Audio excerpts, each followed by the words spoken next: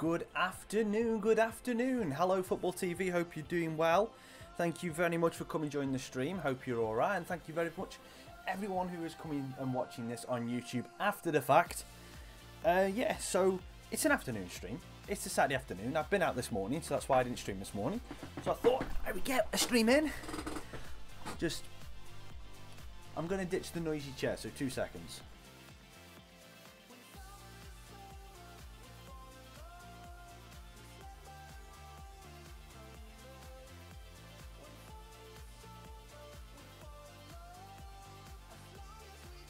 Right, that's better.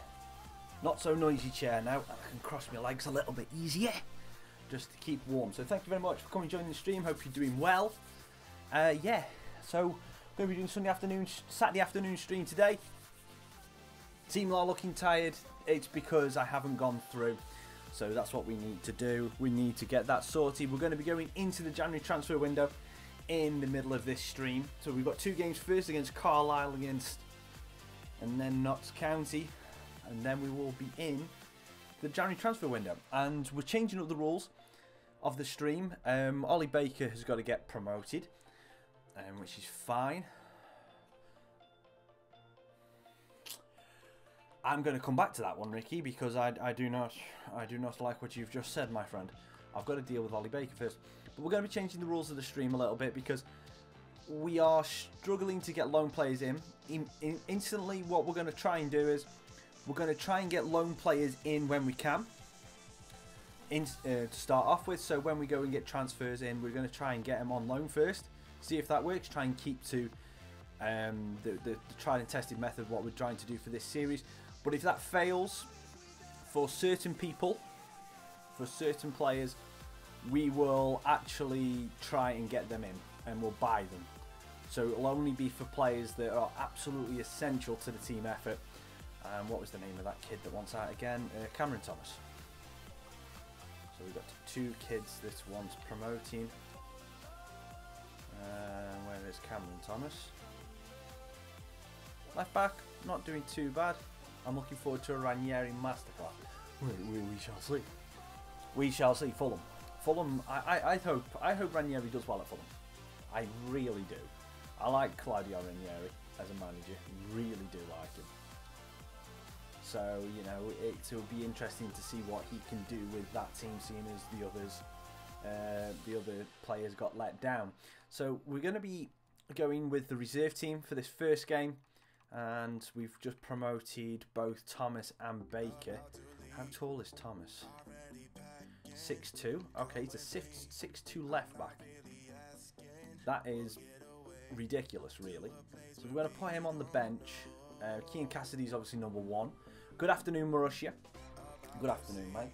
Yeah, so we're looking at just hopefully going through and getting a decent result with this reserve team against Carlisle, and then we'll see what we can do. But that's as I was talking about, the plans for the career mode going forward, because we know we've got absolutely burnt so badly with the fact that loans aren't working, that we're going to try and get loans first, but we will try and buy players as well. We're going to be turning this more into a youth and standard kind of a way, career mode now, because our hands have been forced. So we're going to be we're going to be relying heavily on youth, and probably only be able to get in one, maybe two real players throughout the season. So that's possibly what's going to happen. And yeah, the Vale away end looks amazing. Yeah, it's a building site, and the less said about that, the better, to be honest with you. I knew it was something like that was going to happen. I knew it as soon as Stoke said nothing against Stoke, most of the Stoke fans, because most of them are actually decent, downright human beings. But with every football club, there are some football fans that are absolute monsters. You know what I mean? And I don't know. I'm assuming it's going to be an insurance job. I'm assuming. I don't know. So it'll be a case of everything will get played. But there's rumours, again, these are only rumours. There's rumours that it won't be fixed and safe enough for next week's game. So we might have to postpone next week's home game, because it will not be safe, because the destroyed the sound system. The sound system was destroyed as well. So yeah, it's a little bit more complicated than just it being the toilets and seats. They've destroyed quite a few other bits as well. So we'll have to wait and see. And we're lucky that, I mean, if we were playing Morecambe at home today, that game wouldn't have gone ahead. That would have been almost guaranteed. The Vale game today wouldn't have gone ahead, and we've got a goal with Thomas. So we're 1-0 up. That's brilliant. And it's like, if any of you were here and listening to me last week talk about it, I wasn't excited for that game. Yes, I wanted Vale to win, obviously, but because of the way that particular competition is run, I hate it. You know, it is one step away from the EFL introducing a 5th tier into English football and having those youth academy teams in the actual league itself. We're one step away from that. And, you know, it's sorry to see that is the possible way that the EFL is going to go. It is actually alarming to see that, you know, as much as fans are saying that they do not like the competition, the league are just not listening to it. That's a great ball in from Hanneman. Ramirez tries to get ahead on it. We're on a corner, and I hope so.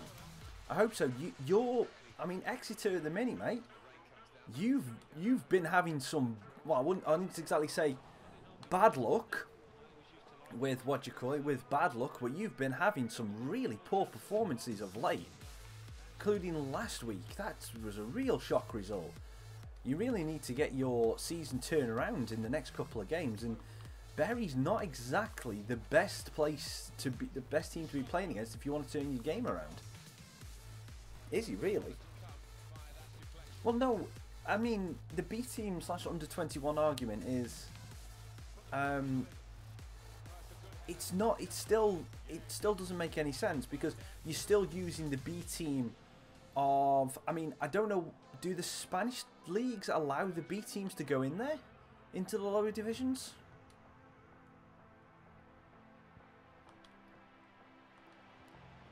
Because if they do, then fair enough. It's a precedent's already been set somewhere else, but. You know, it's... Again, I don't know what the kind of response is, whether there's enough footballing network. I don't know the footballing network of Spain that well. I really don't. Obviously, I know about the top division, and that's pretty much about it in Spain.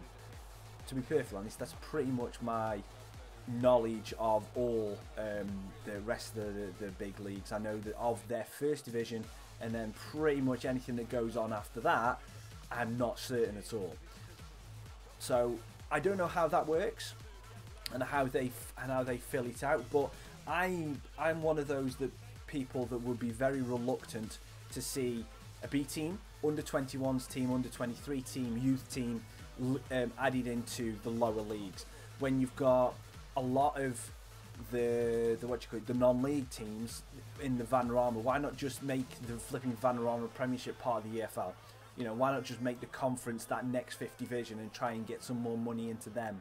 Because there are a lot of teams there that, unfortunately, even if they get into the league, would probably not stay there or not be able to progress how they would want to, because their stadiums would never match, because they never have the money. You know, and stuff like that. So I would honestly prefer the National League, the Vanarama Premier, or whatever it is actually called, to be technically the next tier down. I would prefer that than having the B teams in there, than the B teams in a division, or under 21s in a division. I honestly would. And I would agree. I would say exactly the same for the EFL Trophy.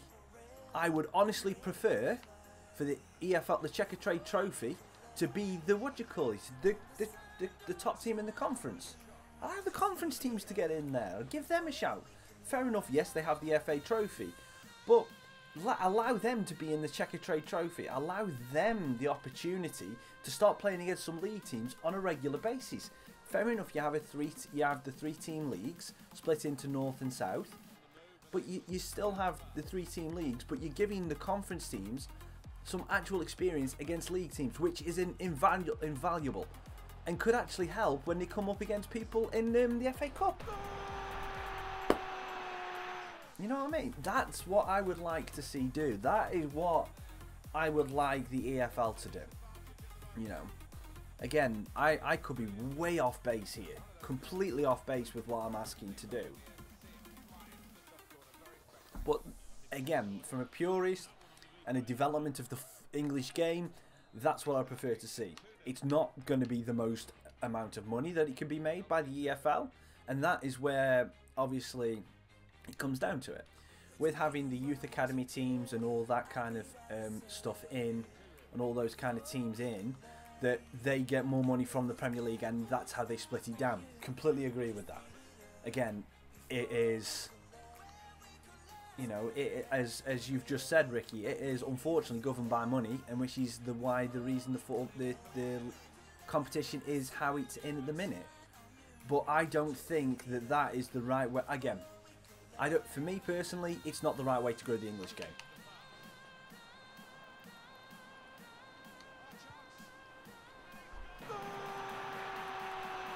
But it is what it is, and I think that when we get into the January transfer window, I am bumping the difficulty back to Ultimate. Definitely am, and I think it's actually helping me, the fact that I'm playing without my headset on and without having to listen to the music for some reason.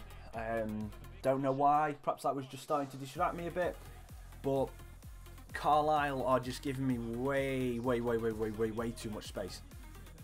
So I will, we'll play the Notts County game on this difficulty, but we'll start the new transfer window with the difficulty back up to Ultimate, and we'll probably get absolutely slaughtered, or I'll get frustrated again, but that's what we'll do.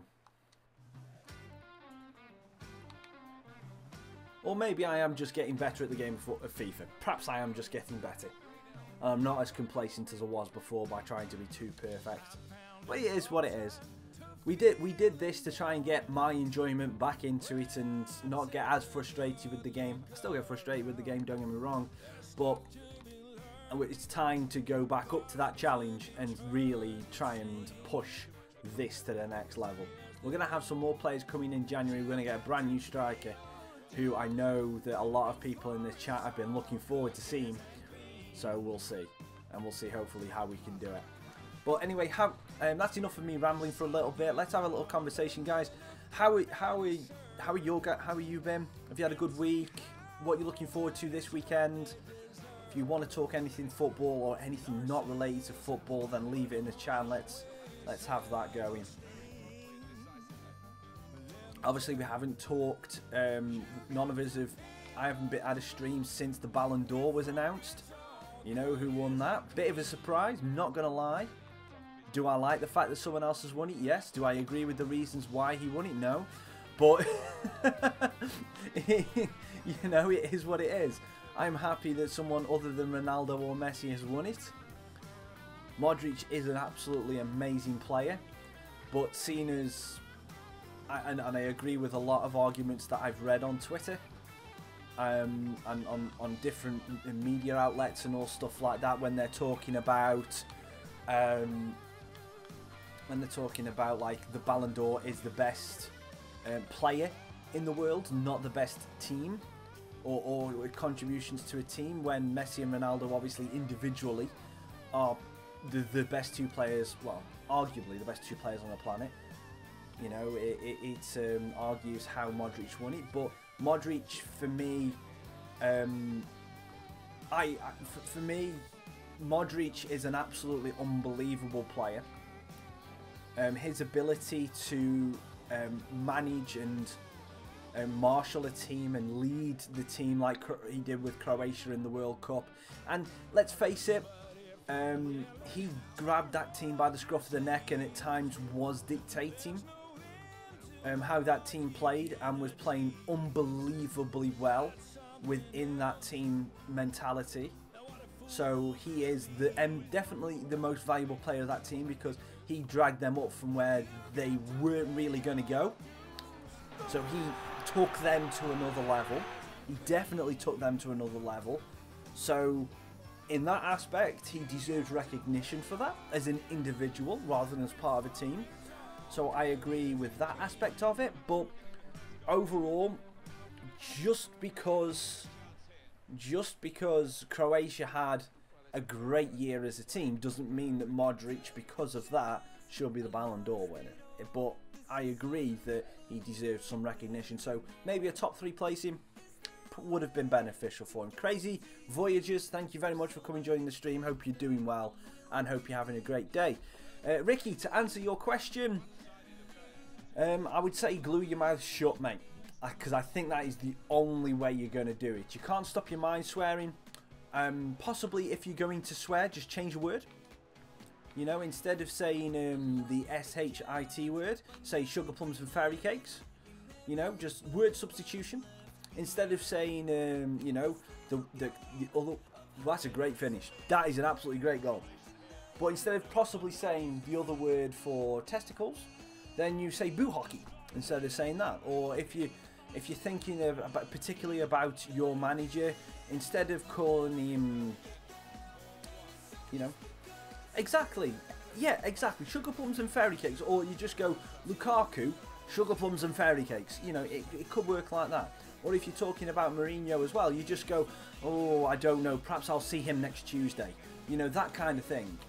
You just try word substitution. That's probably the best way you can do it. Oh, that was a great ball, and yeah, this game has become relatively way too easy. Ramirez has snuck in, so what we're going to do is we're going to give this Thomas and Walsh a run, and yeah, we'll go with that. This is just, we've been able to absolutely dismantle Carlisle. We'll play Notts County next, and we'll get destroyed. But without me changing the difficulty. Without me changing the difficulty, we will get destroyed in the next game. We're away from home as well. This is just what FIFA does, and I don't think there's been a patch between this week and last week. If there has, then my Xbox has auto-downloaded it and I haven't had to do an update. Because I thought the big patch happened last week, personally. You know, the week before I streamed. Before last week's stream, I mean. Yeah. But that's, Ricky, and that's the kind of attitude that I have to try and employ. Well, they get a second goal back.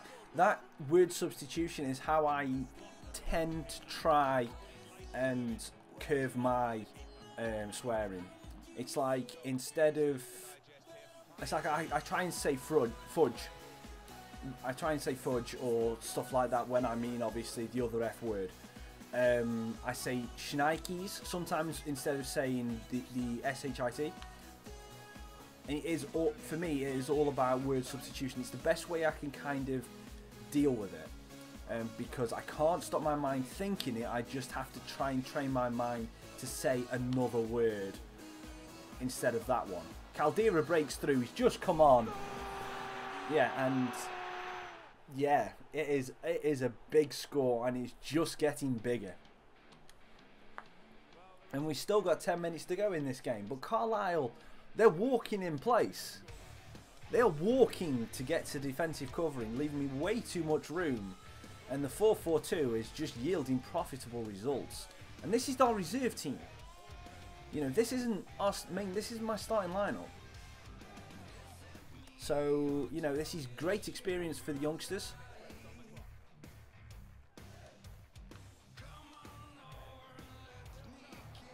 Hannant's in.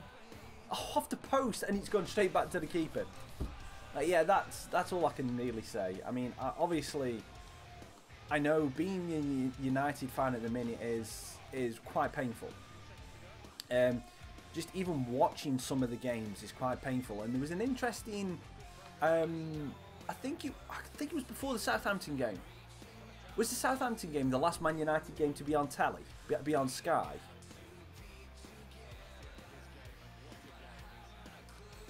Wow, Ricky. Be careful, dude. You might end yourself up in a timeout with blasphemy like that. Jeez. You know, don't make me talk about how, you know, United are going to finish 7th. They're going to have their worst position even after Moyes left. You know, this United team is almost as good as when Moyes was in charge. But anyway, if whatever the stat was, I think it was before the Southampton game, but whatever the last televised game was on a Saturday or a Sunday, there was a stat line saying that Man United as a team have not outsprang an opposition this season, which scares me. It absolutely scares me to think of a United team that do not sprint, considering how much pace that they have in that team.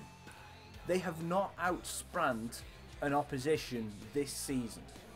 Just let that settle in. That means they're not working hard. That means they're not running hard. That means they're not running into positions, not getting in behind, not making those expansive balls. When the wingers have got it, they're not trying to commit to the defender and trying to go past them. They are walking. They are walking through. That is scary. From a team that's supposed to be one of the best in England. Well, to be perfectly honest, it's like those Saturday evening games and Sunday afternoon games. I try to watch at least one, so that's why I'm saying like the last one that was on I think it was the Southampton game, because I saw Southampton go 2-0 up. Yeah, I saw Southampton go 2-0 up. And Daniel Alvarado, thank you very much for the subscription. That is awesome, mate. Thank you very much. That is awesome. Welcome to the raccoon habitat. I hope you enjoy yourself. We put out fresh leaves every week, so please don't make a mess. And it is winter as well, so we are hibernating, so it is lovely and warm. We've got plenty of food in the back. If you want some nuts or some trash cans, they're over there. And if you just want to go and lie down, then it is just in that corner. But make sure you don't go where the wet spot is. But yeah, it's honestly, it's like, fair enough, you look at that stat, Rick, but for any Premier League team, you just put you put that list of stats in there, and you put distance covered and sprints. I don't know how they figure out sprints, but you know, let's just say that they do. But they put distance covered and sprints, and you list where that team, all the teams down there, and then you have to guess where that team is and what position that they should finish. You do not expect to see a team that is trying for the title and finishing 2nd or 3rd to be in the bottom 3 in those key categories. You don't expect that. But that's where Man United were last season. And this season. It is honestly scary. If you're a United fan, it's scary. Right, Cargill is still knackered. Right, so he's not starting.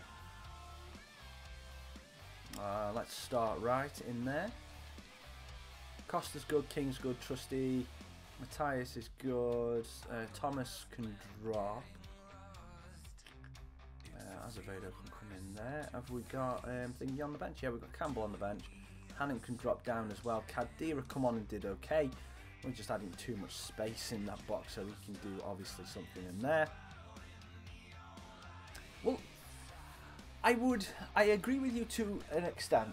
Good evening. I'm flipping. I'm getting right ahead of myself now. Good afternoon, Connor. Thank you very much for coming to join the stream. Hope you are doing well, friend. But yeah, if you look at it and you look at just basic stats, towards everything, you don't necessarily need to just be closing down, because closing down, if you're pressing your opponents too high up the pitch and only one person buys into that, let's just talk about Rashford. Let's just say Rashford is playing in your front 2 and he's running. And he's he's pressing.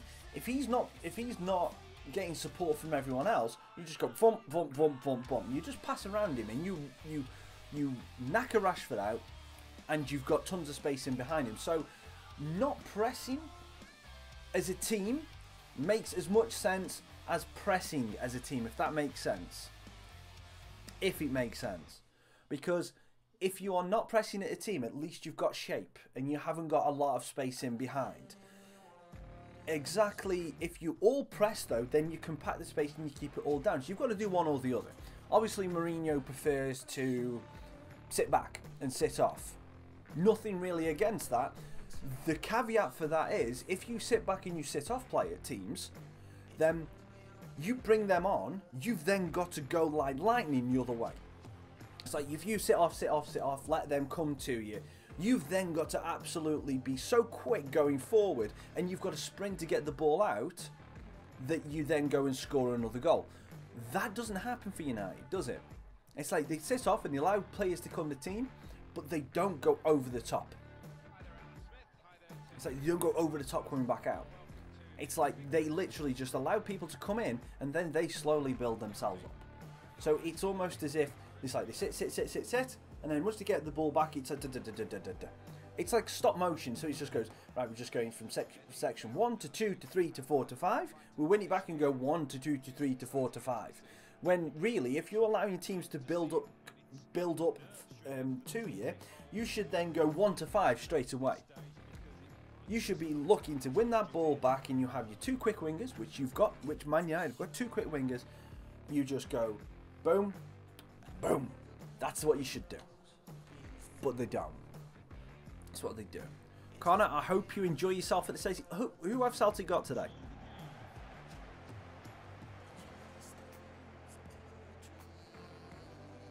Callum, foot champions.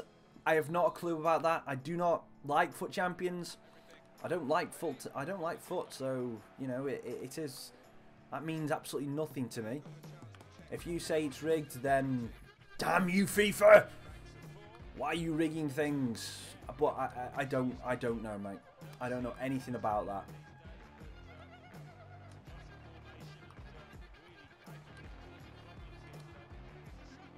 Wow. No, I completely agree with you, Chris. Ricky, I completely agree with you. It does look like going forward, you don't have a great deal of it.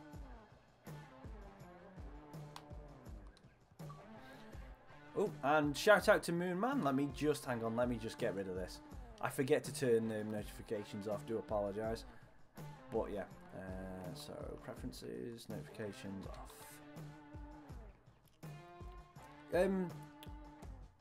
Is our Kilmarnock the team that are pushing to do a Leicester in the Scottish League this year? Have I read that right? I read something that one of the Scottish teams that shouldn't normally do well are doing well this year. Right, okay, fair enough. Bakker has a decent shot, rips off a defender. I might have been claiming for handball there. Okay. Bakker. Good header by Manjek over the bar. Again, it's like when people talk about like champs rewards and all stuff like that, I literally just have to go, huh? I don't even know what either A, the tiers, or what you effectively should get. I don't know anything to do with it. Agard gets a bit of space. Gonna shoot. Agard scores. 9 minutes in, Grimsby 1-0. It's like, it honestly means absolutely nothing.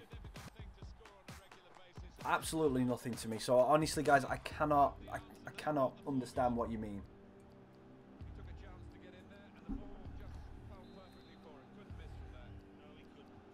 Well, I hope you have a good game. Well, it's Celtic, so I hope you have an okay game. Honestly, I would like you to draw, because I would like someone else to win the league. I honestly would. No, I'm not on Ultimate just yet, Football TV.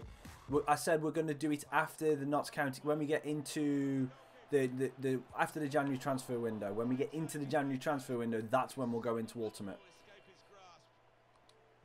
Because I said I had a feeling that I would change this to, I'd leave it on this difficulty, and I thought that Notts County would destroy us. because that's usually what happens. I usually have a big win, and then all of a sudden, something happens, and EA just decides, you know what? We realised we made a mistake with the difficulty in that last game. So here. No, I said I'd rather someone else win the league. just for a refresher. It would be good for Scottish football if someone else won the league. That's what I said. So that's why I said I hope you draw, really. I hope you have fun, because obviously you're a loyal fan. You know, you come in the stream, you have a good chat, you're very well behaved. So for you personally, I hope Celtic have a good game.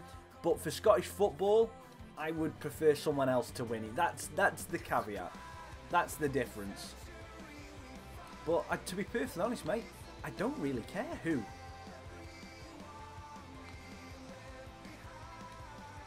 Oh, damn, that's a bad pass. Oh, Chicky G luckily gets his foot on that. Backer's going to have a go off the defender.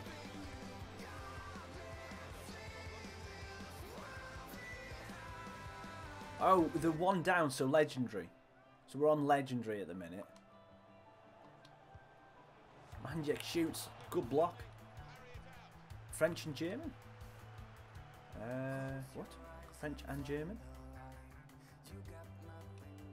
I don't get what you mean by French and German football TV.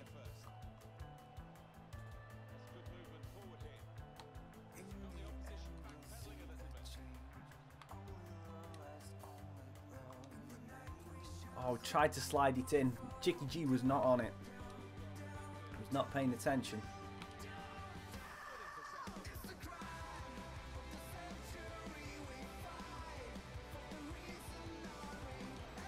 Oh, Matthias trying to slide in, man. That was a good bit of play. Just could not get the guy in. Is there anything else you guys want to talk about, football related or not football related? Anything else going on in the world that you think we should just have a chat about? Leave it in the chat. Or any suggestions for who we maybe should get in January, because we are looking there now. 5-2. Interesting. That's the thing, yeah. Score predictions. Okay, yeah. No, now I get what you mean. Now I get what you mean. Yeah, it is. And that's kind of where we're going with this. It's kind of annoying that one team wins all the time. So it would be nice to see other teams rise up. I mean, didn't Germany Leipzig? No.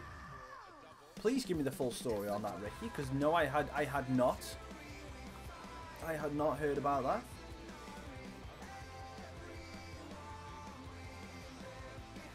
That's too heavy of a ball from Agard.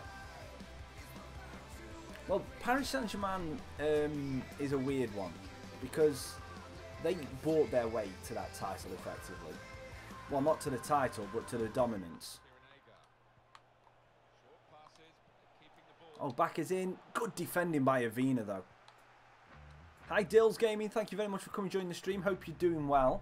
I hope you've had a good week, a good Saturday so far, and I hope you've got some good plans for this weekend, along with staying in here and being part of the best FIFA Career Mode opportunity for Grimsby Town. I was going to leave it at FIFA Career Mode opportunity, then I realised there are people who are a lot better at this than me.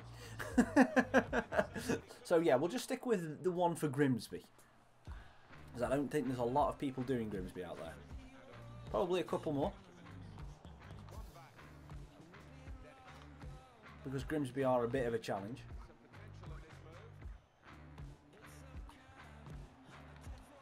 Well, enjoy yourself. Drink responsibly though, Connor. Drink responsibly. Yeah, good, mate. Not too bad. I had a lovely day out.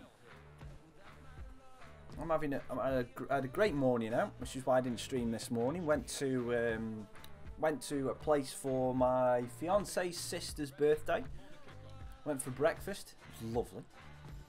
I had a big greasy fry up, which you cannot beat. I probably shouldn't have had it, but who cares? It's a Saturday. Let's just have a big greasy fry up. Why not? No. Sucks to be Bournemouth right now.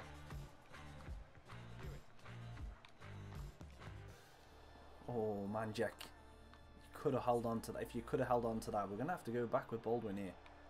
That's good run by Trusty.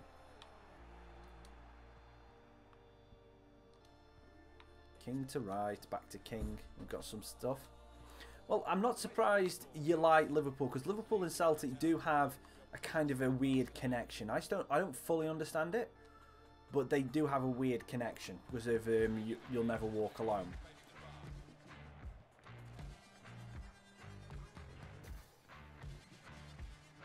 Hey, I would love that. I would love that. But I don't see that happening with this Liverpool team under Jurgen Klopp. They might get back to a draw, but I don't see them losing it from there.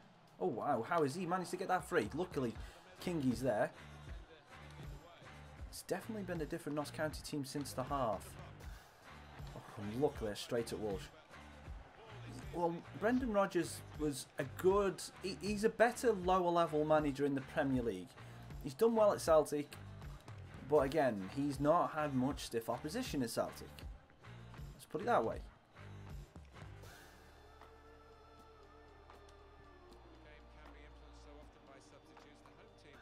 I mean, you had the budget at Liverpool and didn't really do a great deal with it.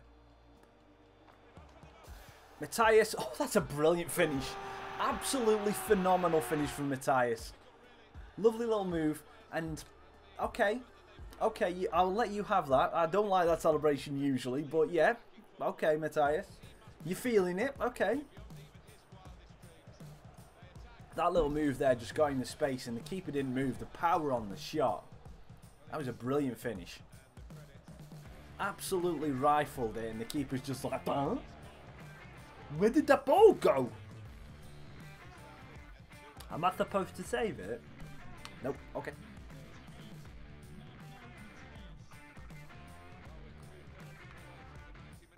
It's my Lenny voice, by the way. Lenny from Of Mice and Men. Oh, where did the ball go?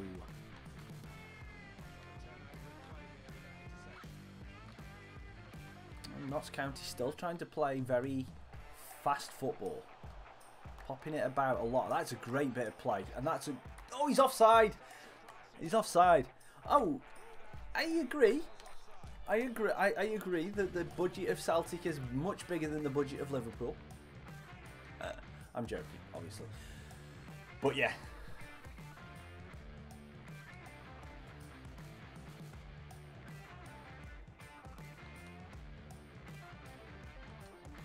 Trying to slide. Well, I wanted to slide it into Manjek, but Costa, little Diddy Costa, little Costachino. Didn't quite get the head on it. We got the 2-0, so we're going to drop out. We're going to play. We're going to just make some changes. We're going to play some players who's got a better pace.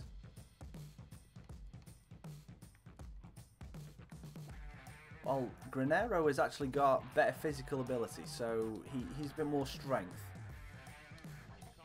I do have BT Sport. I definitely do have BT Sport. I like my BT Sport. It's because I have BT for my TV rather than going through Sky, because it is a hell of a lot cheaper. Yeah, it's a hell of a lot cheaper. And since I don't watch a lot of normal TV, because I'm spending most of my time watching either YouTube, Twitch, or something like that when I go to bed, and Netflix and Crunchyroll. So BT Sport, because it come free with the come pretty much effectively free with the phone line. You don't have to pay a great deal, phone line and broadband. So it's good. It's good for me. Sky obviously gives you a lot of more options for sports, but yeah. You can always just use like stuff like Now TV and packages like that, or pay. You can even get some of the Sky Sports channels on BT nowadays. Obviously, just can't get the F1, so I have to borrow that off my parents. I probably won't be able to this week,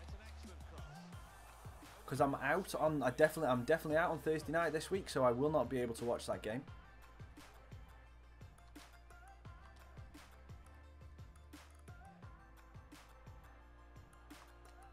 man, Jack. That is a great ball for Johansson. Goes back to Mandy. Trying to play it 1-2 with back up, but the defender's gone with him. We'll play this down to Costa. Costa's going to cut back. That's a lovely little move. But can we get it through to the attacker? No, we can't. That's the other thing I like about BT Sport nowadays, because they actually have the Champions League. Costa, good block. They have the Champions League, so I don't have to. If I get in, I can log on to the BT Sport app, and I literally can watch pretty much the highlights straight away when I get in. Thanks to having BT Sport on my package. So I can get in. I don't have to worry about like the ITV highlights show or the Sky Sports highlights show or anything like that. I literally can log on to the BT Sport app and watch all of that highlights. It's brilliant.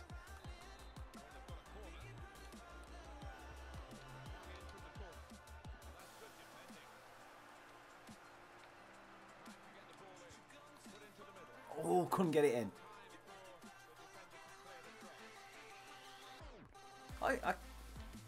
I will watch the highlights when I get back in, definitely. Who have you got?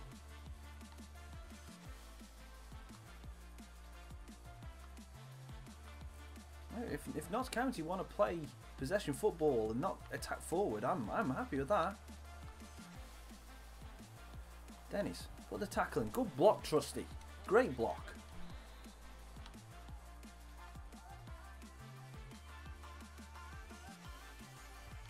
Oh, that is a deep corner.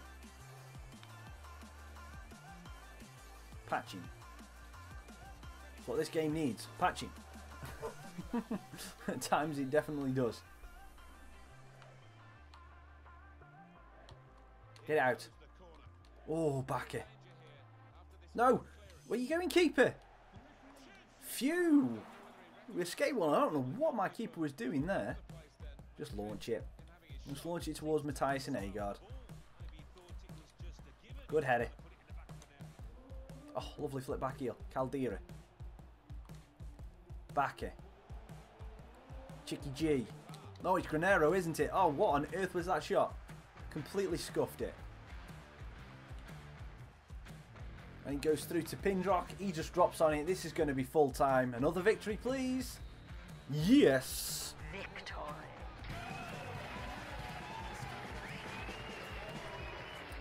And because I forgot about it last time, have another one. Victory.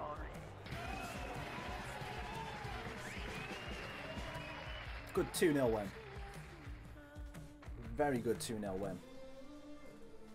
They only had 2 shots on target. We had 6 and scored 2. I will do that. We're playing well in a minute. But the big challenge is about to come, because we are going to be ramping it back up to Legend, to Ultimate. And we're about to go into the January transfer window, which means we're going to be losing a couple of players, but we are going to get some more recruits coming in. So let's see what we're going to get. So let's stop the sim. So we've got youth scout reports arrive. What? Pre-contract player arrival?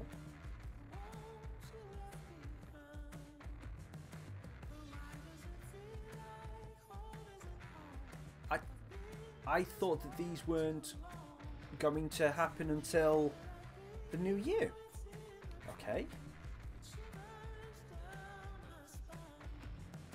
Okay, so Caldera's left on loan, that's fine. Harry Wilson. Jody Jones. Oh, we already bought them. Oh, that's why. It's just the terminology. Oh, okay, okay. I thought that... Well, okay. Right, so... Hughes has left on loan, Rasson has left on loan, Morgan has left the club, Sousa has joined, which is the people that people are looking forward to. Wright has left, Davies and Cook. Okay, so let's have a quick look at the squad and see what that actually means to this team.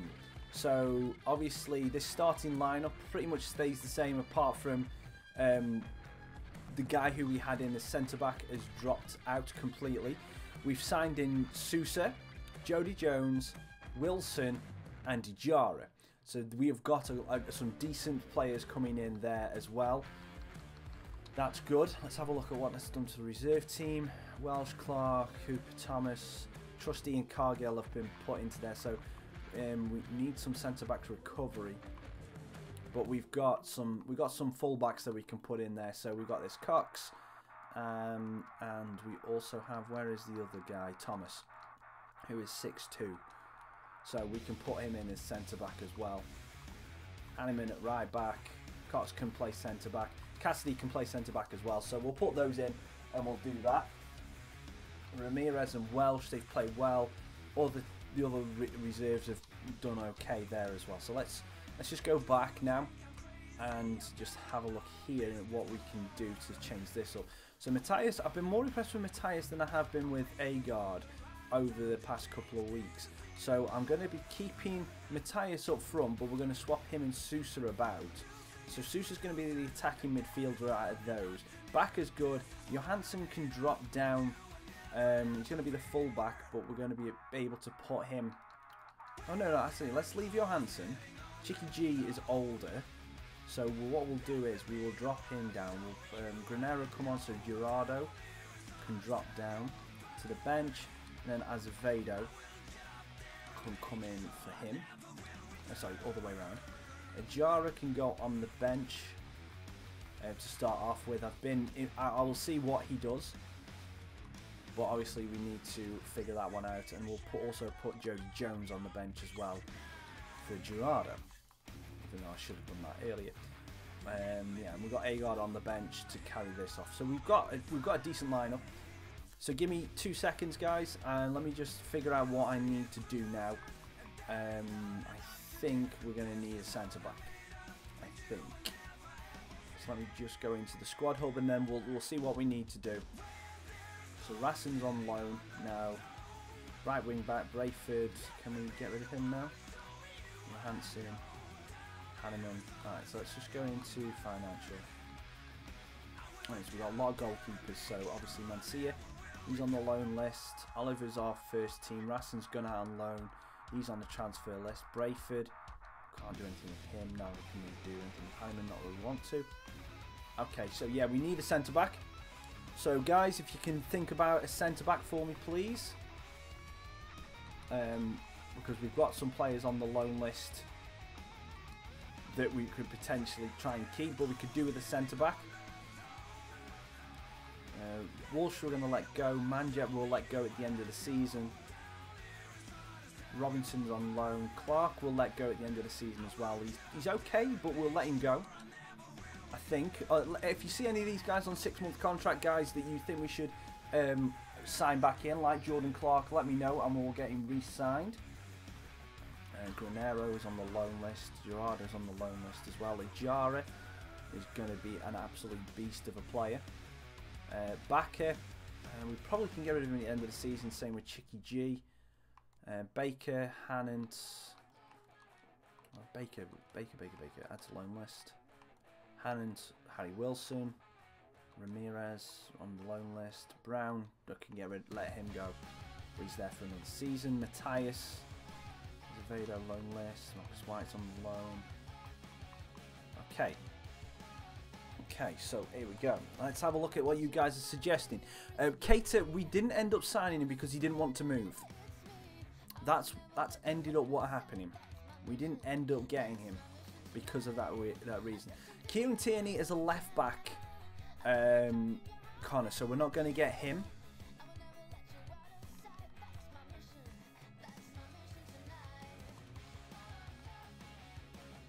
Wolf's name doesn't go in for some reason. I think because you've spelt it wrong. I'm assuming it's that Hannes Wolf that you're trying to save, and I don't need him. Yeah, I know, but I would like someone who's actually centre back, who's actually listed as a centre back. So that's a personal preference of mine that I honestly have. I prefer it because I've got some left backs and right backs of my youth players that can play centre back, but I would prefer it if they actually said centre back. That's what I would prefer. Let's have a look. Did we put anyone in the centre back? So we had Sutar. We had Sutaras trying as a centre back as well. So we try loan. Can't get him on loan. Cadlec on loan. No. Oh, hang on. Can't approach to sign him either. Gomez. If you're asking for Joe Gomez, then yeah, we're not going to be able to get him. Abdu on loan. He's probably not going to come, but we can always try. Thanks for the loan. A year. And I know they haven't got Sari in here. Yep. Which sucks, because you'd think that they would put Sari in. Yeah, go for it. 60-40.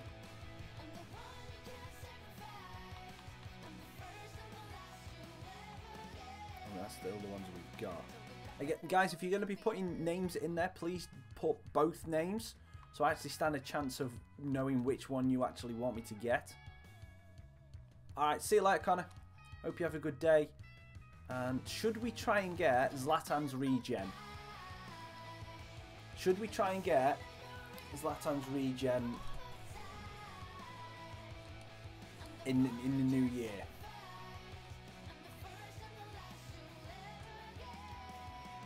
Tompkins, again, guys, please put both names if you can, please. It'll really help me out a lot if you tell me both names.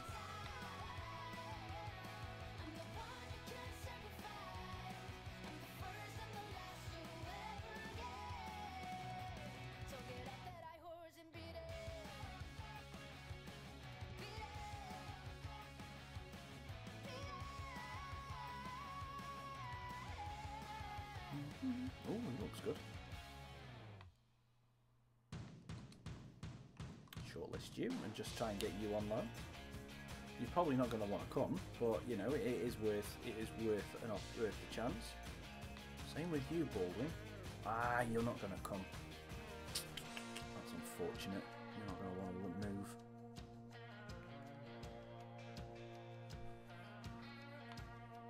You could kick the box. You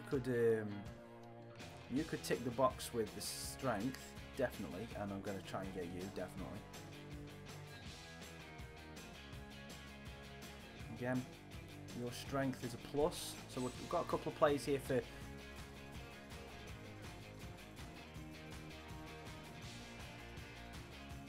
So we've got Nathaniel Phillips.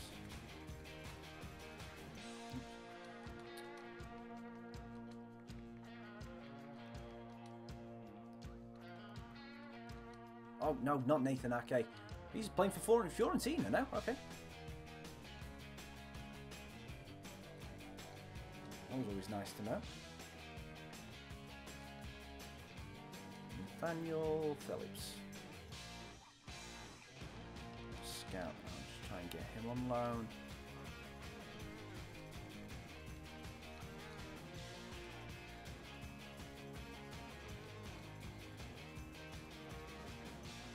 I don't know who this Ruben Diaz is, but if Ruben doesn't go through,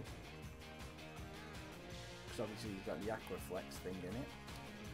So let's try and get these. Dude, seriously, Aiden, you're telling me players who are too good. That Ruben Diaz is worth 23 million. There's no way I'm going to be able to get him, mate. No way. Can't get him on loan. Can't even approach to sign him, that sucks. Can't get loan him either. Won't get him out on loan. Oh, hang on. Oh, he's 20.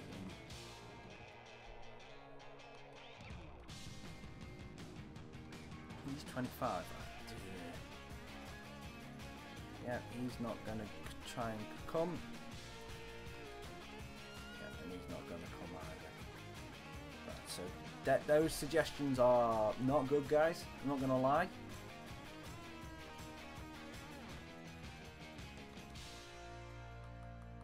Let's see if any of these are available to get less than 6-month contract.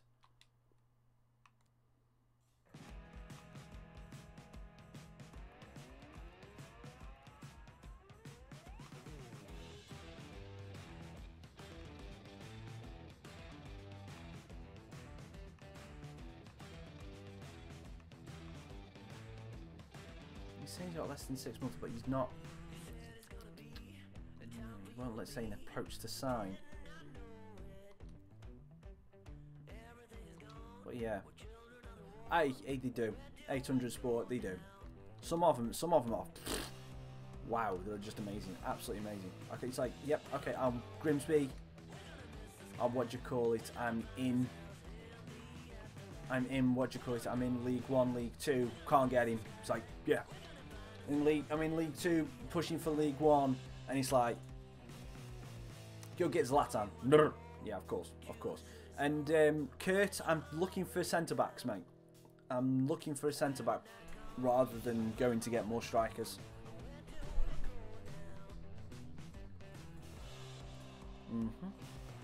Okay, so Ampadu's loan move has been rejected because we can't get him. Manjak has been offered a new transfer. Elikian Cassidy is on offered a loan. Cardiff wants him on loan for a year. Okay. And we've got an offer for JJ Hooper from the Newcastle Jets. We're going to be looking at trying to shift him, and seeing as they're offering more money than what? Oh, that'll do. That will do. That will definitely do. Who's this Elios Schmidt who's just randomly just... No, he doesn't look good. Any of these guys here, they obviously look decent. Dom Telford now. Good afternoon, Matt. Hope you're doing well.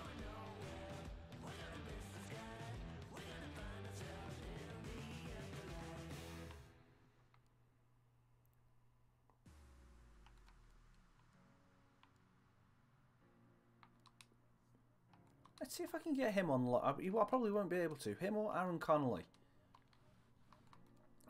Just try and get something up. Or you. Yes, you. And obviously, let's just try and get Joel Osorio on loan.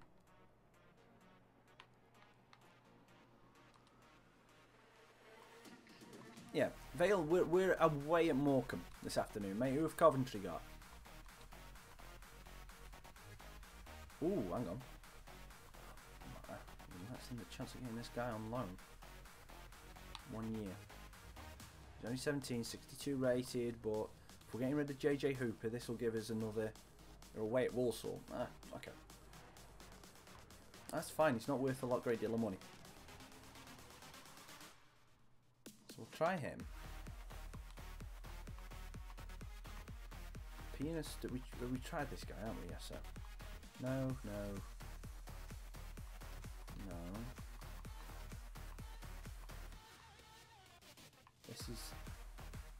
That's who I'm trying. Right. So I'm trying to get him for next year. That's who it was. I knew there was someone I was trying to get on pre-contract. It was him for next year. So he's going to be an important player to us. It's fine. 2-year deal. It's fine with me.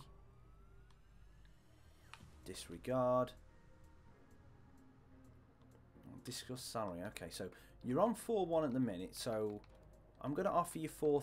I'm going to offer you 4-4 with a 50k signing bonus.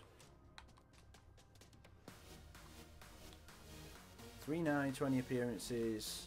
Yep, that'll do me. That'll do me. That's fine with me. Joel Osorio, poached on loan. Don't think we're ever going to get. I don't think we're going to get any of these players on loan, but that's what I would like to be able to try and do. We'll try him just to the end of the season,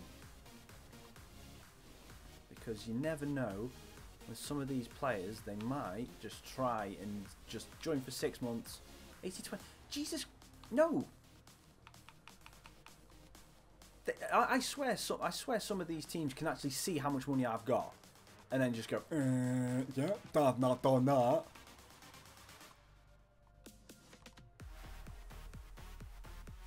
Okay, 65-35, fair enough.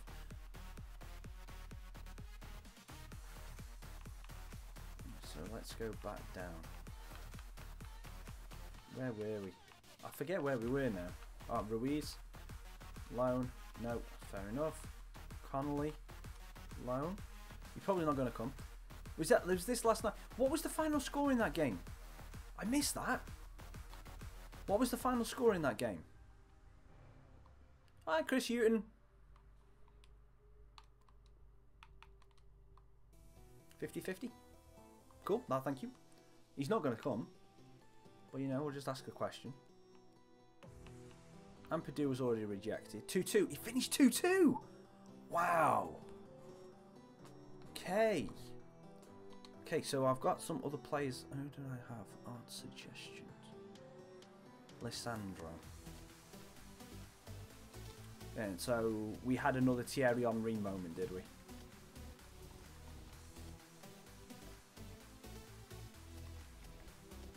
Yeah, Lissandro. You said first name Lissandro, but I can't see your second message. Aiden. You said first name Lissandro, but you didn't give me another. You didn't give me another message. So I can't see what the other one was. Well, after guys, if you've just come in, we're looking for a centre back. Looking for a new centre back. In this transfer window.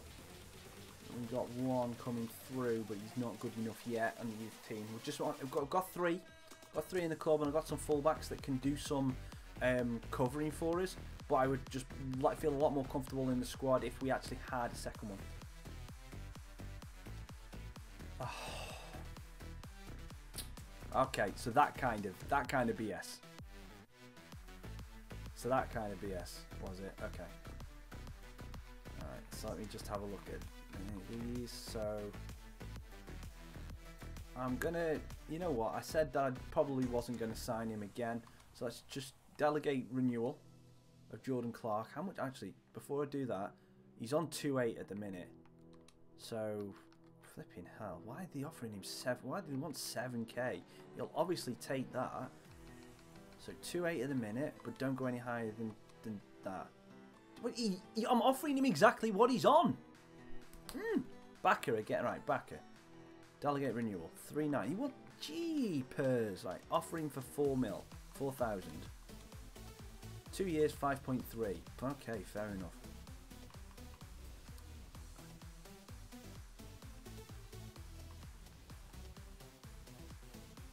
I'm gonna try and keep Matthias for another year. He wants 11k.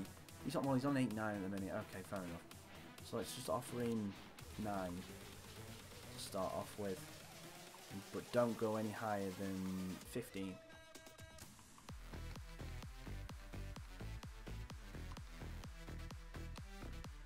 Two years, 9 grand. That's fine with me. And yeah, that will do it for now. We'll try again with Jordan Clark, and again.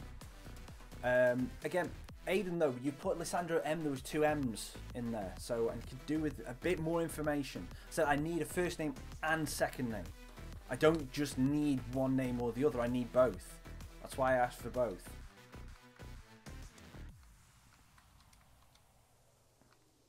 Mate, I will say that anything in League 1, League 2, anything League 1, League 2, the refs in that league are awful. Let's go for Goldston, because I know he's good. I don't want Katic. Is that all they've got? They've only got 2 centre-backs. Are you kidding me?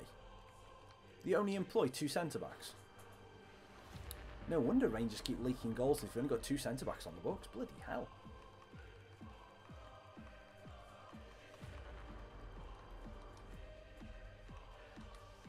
And they're not willing to let him loan out. That's fair enough.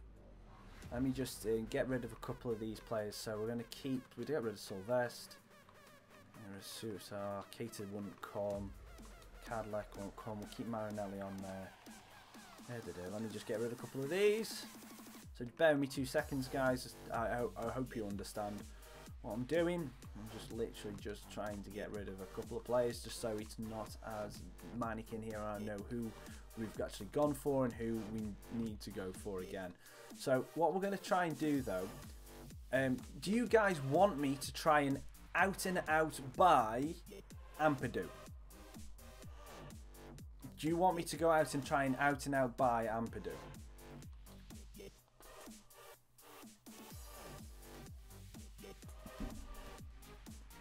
So Gomez is he was the young striker, so it doesn't really matter that his join hasn't gone. I'm gonna have to wait a little bit, and probably until after their next game before I can try and sign him because of just how things go. Who is Trevor Kell? Wow, okay. So we've been able to get both of them. We've been able to get both Connolly and Joel Osorio on short-term loan. The loans are working. They fixed the loan system a little bit. Who is guys? Who is? Oh, okay. He's a referee. Fair enough. Now I understand. Thank you very much. I didn't see them 800 Sport. So if you can give me the highlights of what he said, then I'll be able to have an opinion. But I did not see them. This is my last month in Croatia. Yeah, okay. So, guys, also, while you're in there as well, leave 3 countries where you would like me to go for Youth Scouts. Because we're going to be sending our Youth Scout to somewhere else after we've got rid of these. So 3 random countries, don't really care where they are, just let me know and we'll go with that.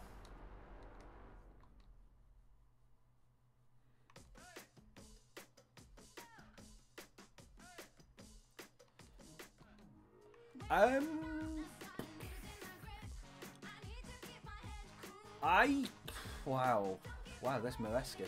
I'm going to get him in. He's worth a lot of money. I kind of agree that he is... I agree with the comments saying he can't score with his head. And Nafas Place, thank you very much for coming and joining the stream. I agree with the comments saying that he can't score with his head. Only on the fact of, obviously, his stature doesn't dictate his game to go that way, if that makes sense. Not that he can't score with his head, more that it's seen as more difficult for him to score with his head. Does that make sense? So, you know, it's not that, you know, he obviously has scored goals with his head, but if you're looking at who he's being compared to, obviously he's being compared to Ronaldo, who, physically speaking, it is a lot easier for him to head the ball and be able to get decent connection and score a large more percentage of headed goals just because of the stature he's got. And oh my, Telmo Rodriguez, 650k, fair enough he's only 5'5", but get in my youth academy, son. Gee. Okay, I'm looking forward to seeing how good that Telmo Rodriguez is. Right,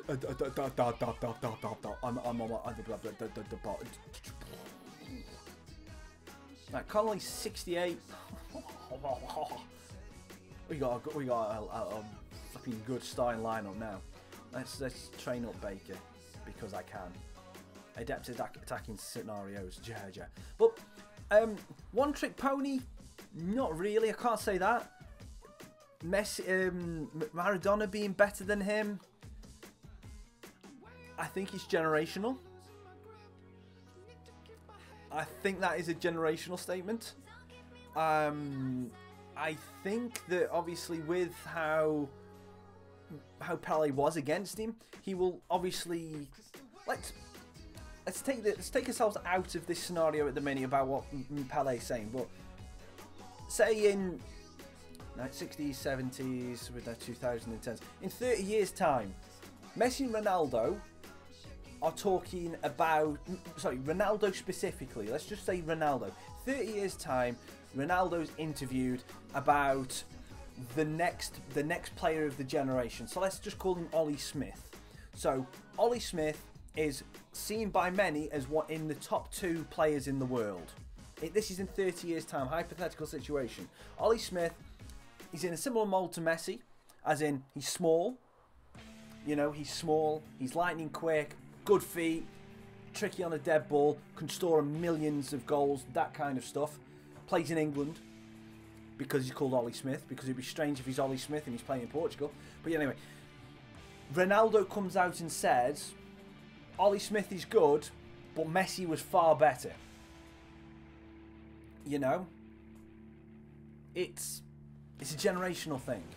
There's a lot of people in your age now, and my age, in 30 years' time, so like teenagers, 20-year-olds, 30-year-olds, that will say that, no, Messi and Ronaldo, they were the best 2 players that have ever lived. But people who are between 10 and 15 in that age time will say, but Ollie Smith can do this, Ollie Smith can do that, Ollie Smith has got 20 million views on his Sniptogram or whatever it's going to be called then. It's generational. It's what you've grew up with. The game of football in 30 years' time will be massively different than what we're looking at now. And that's why Messi will probably... Pele will probably say that Maradona is better. Because of that. Because he played against him. He was a lot more physical then, and Maradona bullied himself into and out of situations, was technically a great dribbler. Technically sound, absolutely brilliant.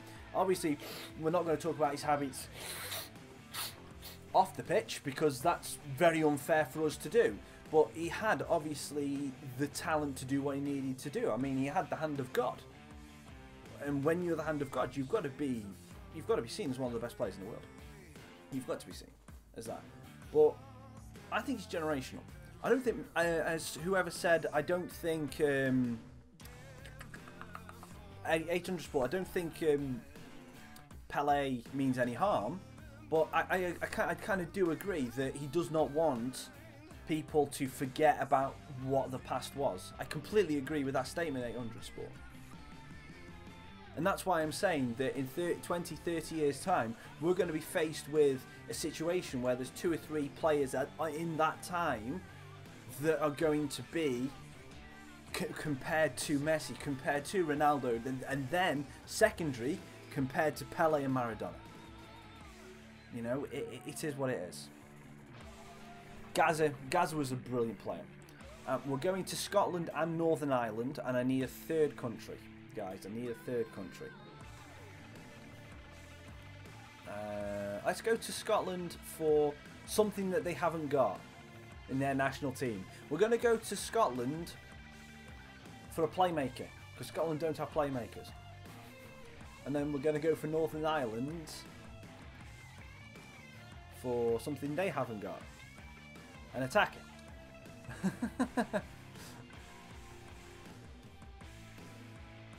No, I agree. I would say it's different. You know, it's one of those. Maradona is one of the better players in the world, I will say that. I'm going to pick a random country that I've never been to before. I don't think I've sent a guy to New Zealand, so we're going to go to New Zealand for any player. Now, let's see how good that Telmo Rodriguez is.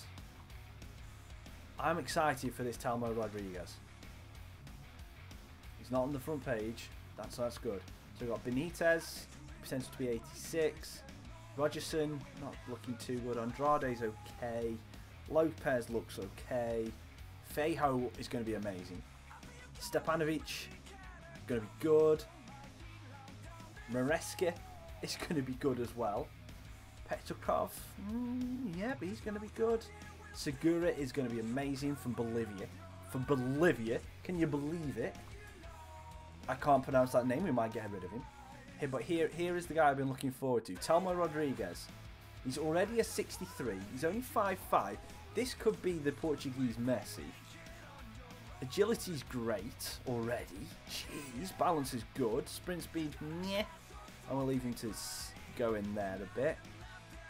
Technical, ball control, free kick accuracy, curve. Finishing's crap for a centre forward. We'll have to get his finishing up, but a couple of months in the youth academy, promoting by the end of the season, he's going to be insane. Right. Now,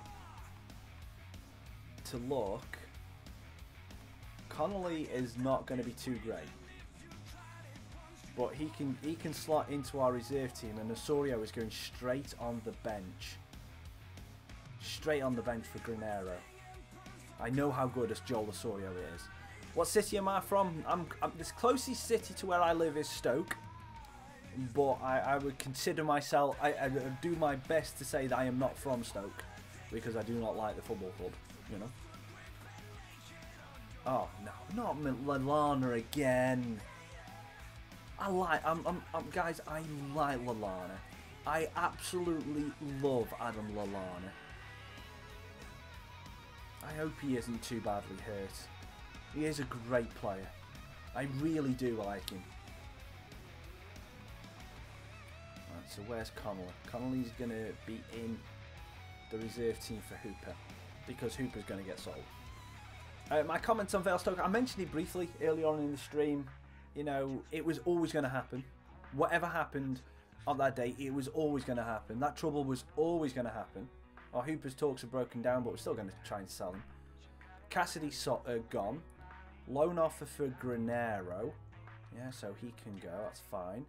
Got a transfer offer for Chicky. Oh, he's had a free transfer. Okay, so Chicky G might go. Cassidy's loaned out, so we definitely need a centre back now. Definitely going to need a centre back. So can we go for Ampadu yet? Not just yet.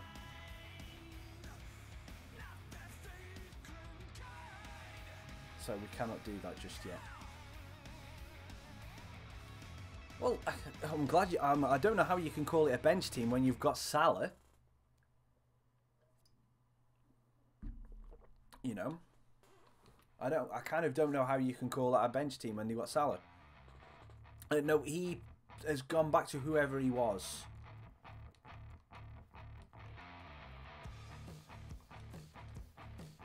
Venero's long move has gone. Right. I'm sorry, but you are not touching my Costa. You are not touching my Costa. Right, what was do people want me to try and buy Ampadu? No, you. Oh. Can't get him. I wanted to get him. Right, so I do need a centre back. I really do need a centre back now.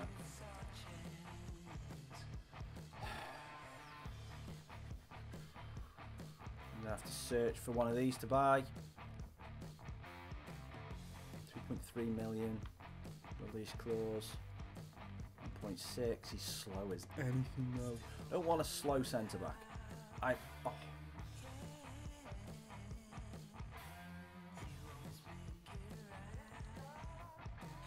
I like the look of him. Let me have a look on Oops, a daisy. Oh, drop the controller. Let me have a look at this Palmer Brown. Just see how good he actually looks. Because I like the look of him. If he's not too much money, he might be a good 66 rated. Potential to be 77. I'm going for him. He's got a potential to be 77. And Donald, I will just have a look for Morales for you.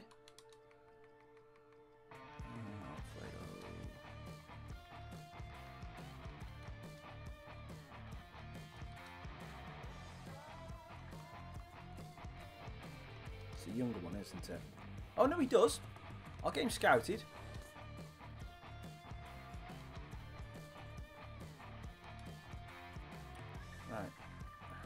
Palmer Brown. Oh, you are kidding me. Of course, a player that I want to go and get, he does not want to relocate.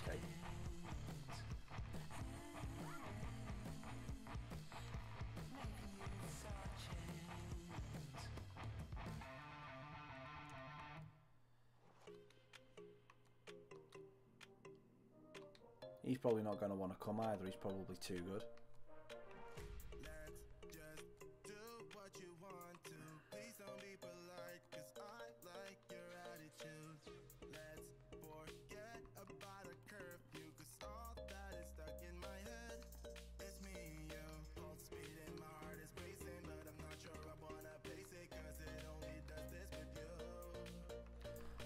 Guys, have you got any suggestions for centre backs? Anyone at all?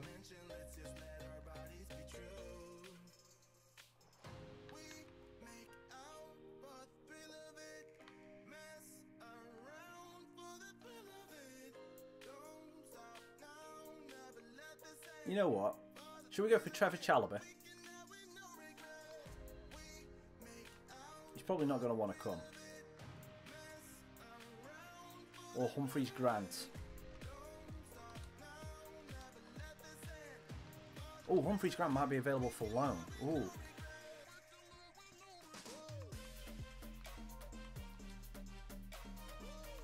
I'm willing to locate. Damn it! He's not going to want to come either. Hello, Mr. whatever your name is, Guardiola. Scare me on a year. I'm just going to agree to that because it's not going to work. And then we're going to go for Campos.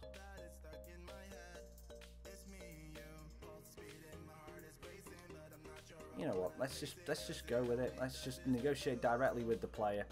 If it works, it works. If it doesn't, it doesn't. If he doesn't want to come, he doesn't want to come. Crucial, fine. Sandler, or yeah, Sandler. I'll have a look. 3-year contract. Fine. Okay. Disregard the release clause. 6. Wait, what's that? I need to find out how much I need to offer him. Felipe Campos. Right guy. Yep. He's on. It's offering 5 and 50. Oops. No, not that. 5 and 60.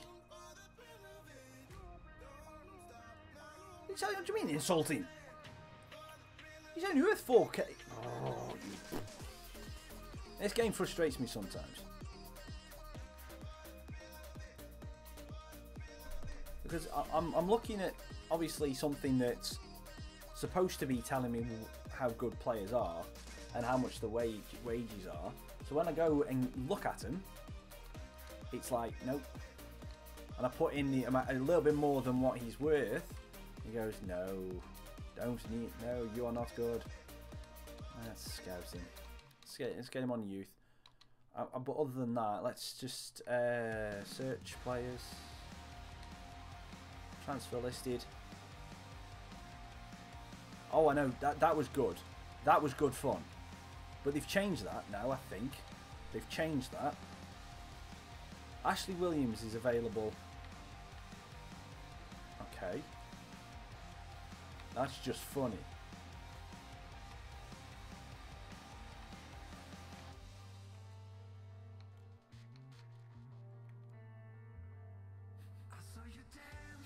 Ashley Williams is available on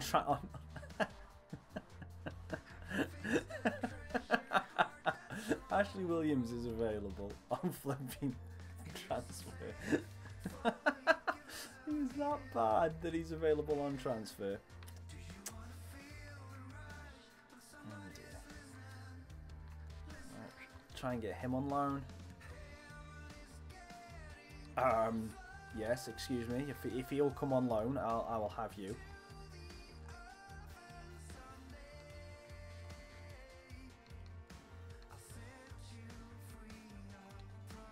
$4-0. That's unfortunate for Bournemouth. That is really unfortunate for Bournemouth.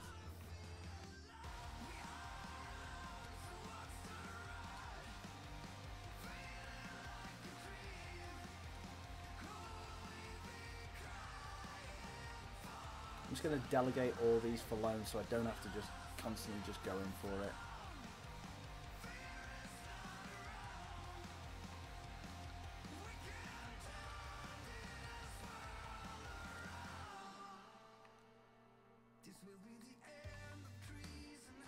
It's fine. Okay, now I'm going to go play a game because I need to. Okay, so we're playing it. Sousa is getting his first start for the club.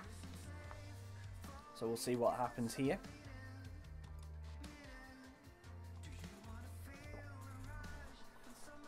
And hopefully... Oh, I didn't change the difficulty. I didn't move it back to ultimate. Can I go back? I can't go back from here, can I? Ah, well. Yeah, it's a bit unfortunate for Bournemouth. They tend to do this, though. They tend to have a string of results that they shouldn't really get, like a decent win against the top 6 team, and then you get 3 results on the bounce where they get absolutely slapped. And it is ridiculous.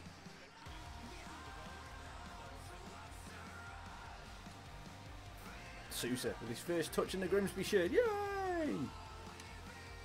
And he's moved past the... Well, he nearly moved past the defender.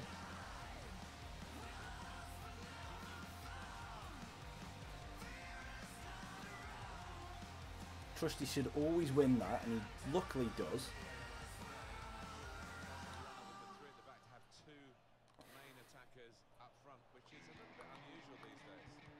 Amond. Oh no, Sheenan. Great block by King. That was a phenomenal goal-saving block.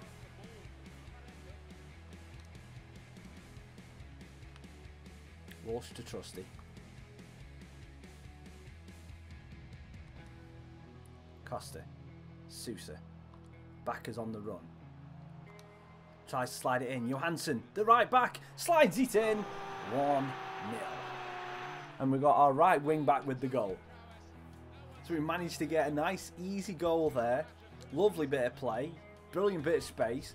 And not where a keeper should be beaten. But Johansson gets the goal.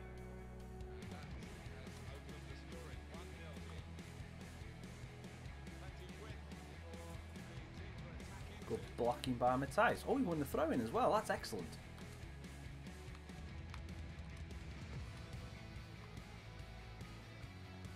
Cargill to Costa. Oops, O'Brien stands in front of him, but Matthias has won it back. Gives it to Johansson. Johansson looking down the line for Sousa. Stops dead and loses it. Dimitri with the clearance. Amond, Mandy. What was my first World Cup I was alive for was the '86 World Cup, but I cannot remember it. I remember the Italia 1990. I remember watching bits of it. I remember watching bits of it, but the one that I remember, the first one that I actually remember the most is obviously the '96. Obviously the '96 one in England. I remember a lot about that because I watched every single game. Every single game. But I was born in '85, so you know I can say I've been alive for some of them, but I cannot remember them because obviously when you're that age you remember certain things. '96 is the one that I've got early fond memories of, but I can remember bits of Italian 90 when I see, you know, when you see highlights back and you think, oh, I remember seeing that, but I can't remember. I can't say that I remember seeing it off from memory. I can only remember it when I get prompted. But '96, I can tell you quite a few things I remember watching. And some of my favourite moments from that tournament were Psycho scoring his penalty against Spain and his celebration afterwards. I can remember Siemens saving the penalty shootout against Spain as well, which was freaking insane. Going low and then going over with the overhand. Brilliant save. Also remember how crap his bloody goalkeeper's top was. It was an awful red. Keepers got beaten in the near post. Keepers keep getting beaten in the near post. You should not be getting beaten there.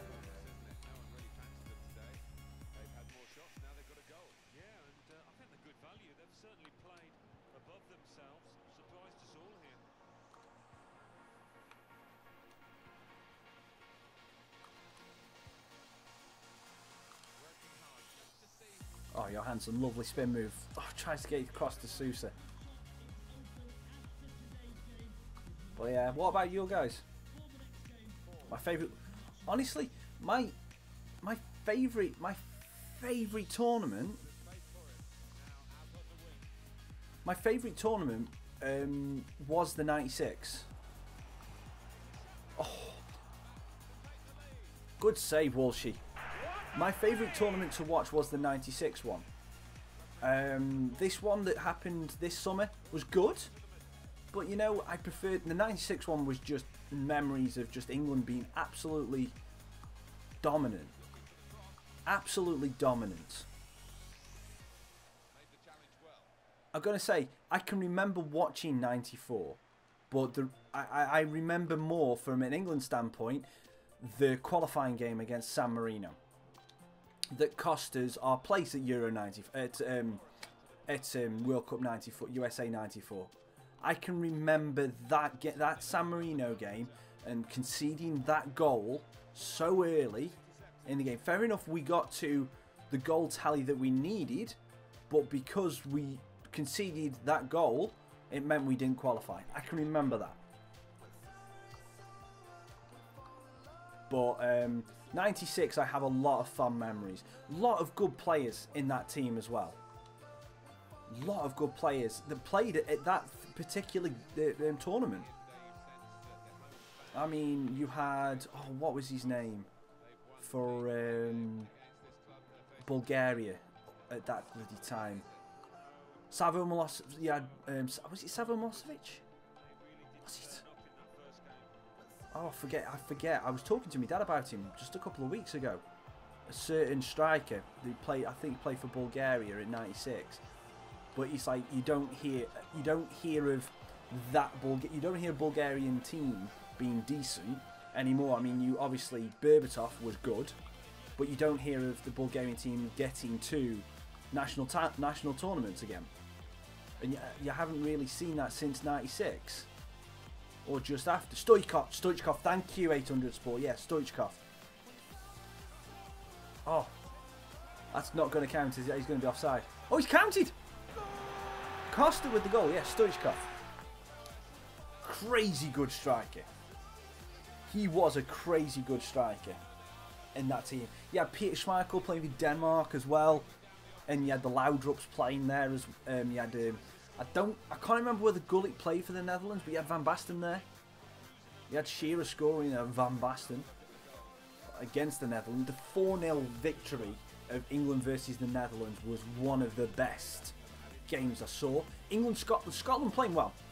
Alan McCoy, Colin Hendry, Andy Gorham, you know, all those kind of decent Scottish names. You know, they all played well. Scotland actually showing up for a tournament and doing okay was great. But the Gaza goal, I'm sorry. But I'm sorry, Donald, I know you're Scottish, mate. But that Gascoigne goal, it to this day is still one of my most favourite goals that I've seen. One of the best goals I've ever seen. It was beautiful. And if you don't know what goal it is, please go and look it up. Please go. I don't even care if you switch off my video now. That goal needs to be seen. If you're too young to have watched it, that Gaza goal is brilliant. And then obviously the heartbreak of getting knocked out in the semis to Germany, and by golden goal. No, on penalty. Sorry. You know, and I think the '96. I think '96 was also the what do you call it? The '96 was the first tournament where they used the gold and silver goal rule as well, I believe. I could be wrong, but I think he was, and I know Germany won the tournament on golden goal.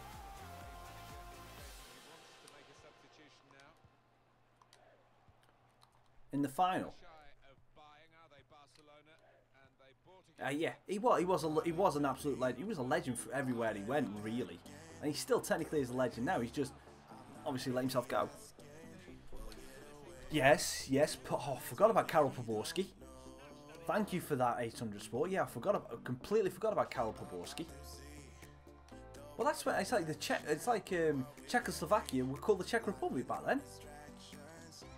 And you had Yugoslavia at that as well, which are now Macedonia and it's Macedonia and I think it's Serbia, isn't it? And Montenegro. They've all come from Yugoslavia, because I know Macedonia is FYR Macedonia, which is the former Yugoslavia Republic of Macedonia.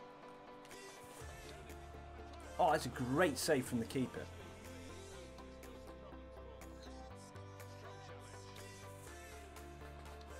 Sousa. Okay.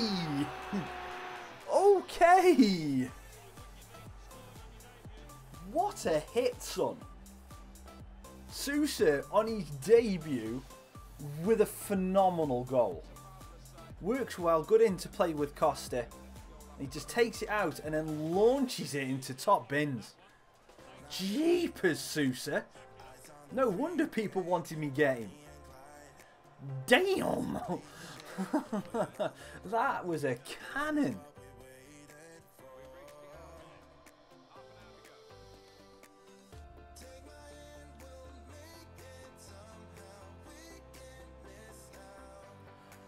Again, as I said, one of Gascoigne's is one of my favourites. That Owen goal, again, is another one of my favourites. And then you go and look at Beckham's free kick versus Greece to get us qualification into a tournament. I forget which tournament. I think that got us to Japan, didn't it? I think that might have got us to Japan. But yeah, the Beckham strike, the Beckham free kick to get us it. Obviously, the free kick before, Sheringham got a touch on it, had just come on, got his first touch and scored it. And then obviously Beckham's free kick was just insane. Absolutely insane. That's another one of my favourites. My absolute favourite goal of all time, it's nothing to do with England, and unfortunately you can't find it on YouTube because it's a Vale goal. But my absolute favourite goal of all time is a goal by a striker called Tony Naylor. It was against Sunderland, and I can't remember what scoreline that made it, but Sunderland at that time their away kit was gold. It was a gold away kit, and it was an awful away kit.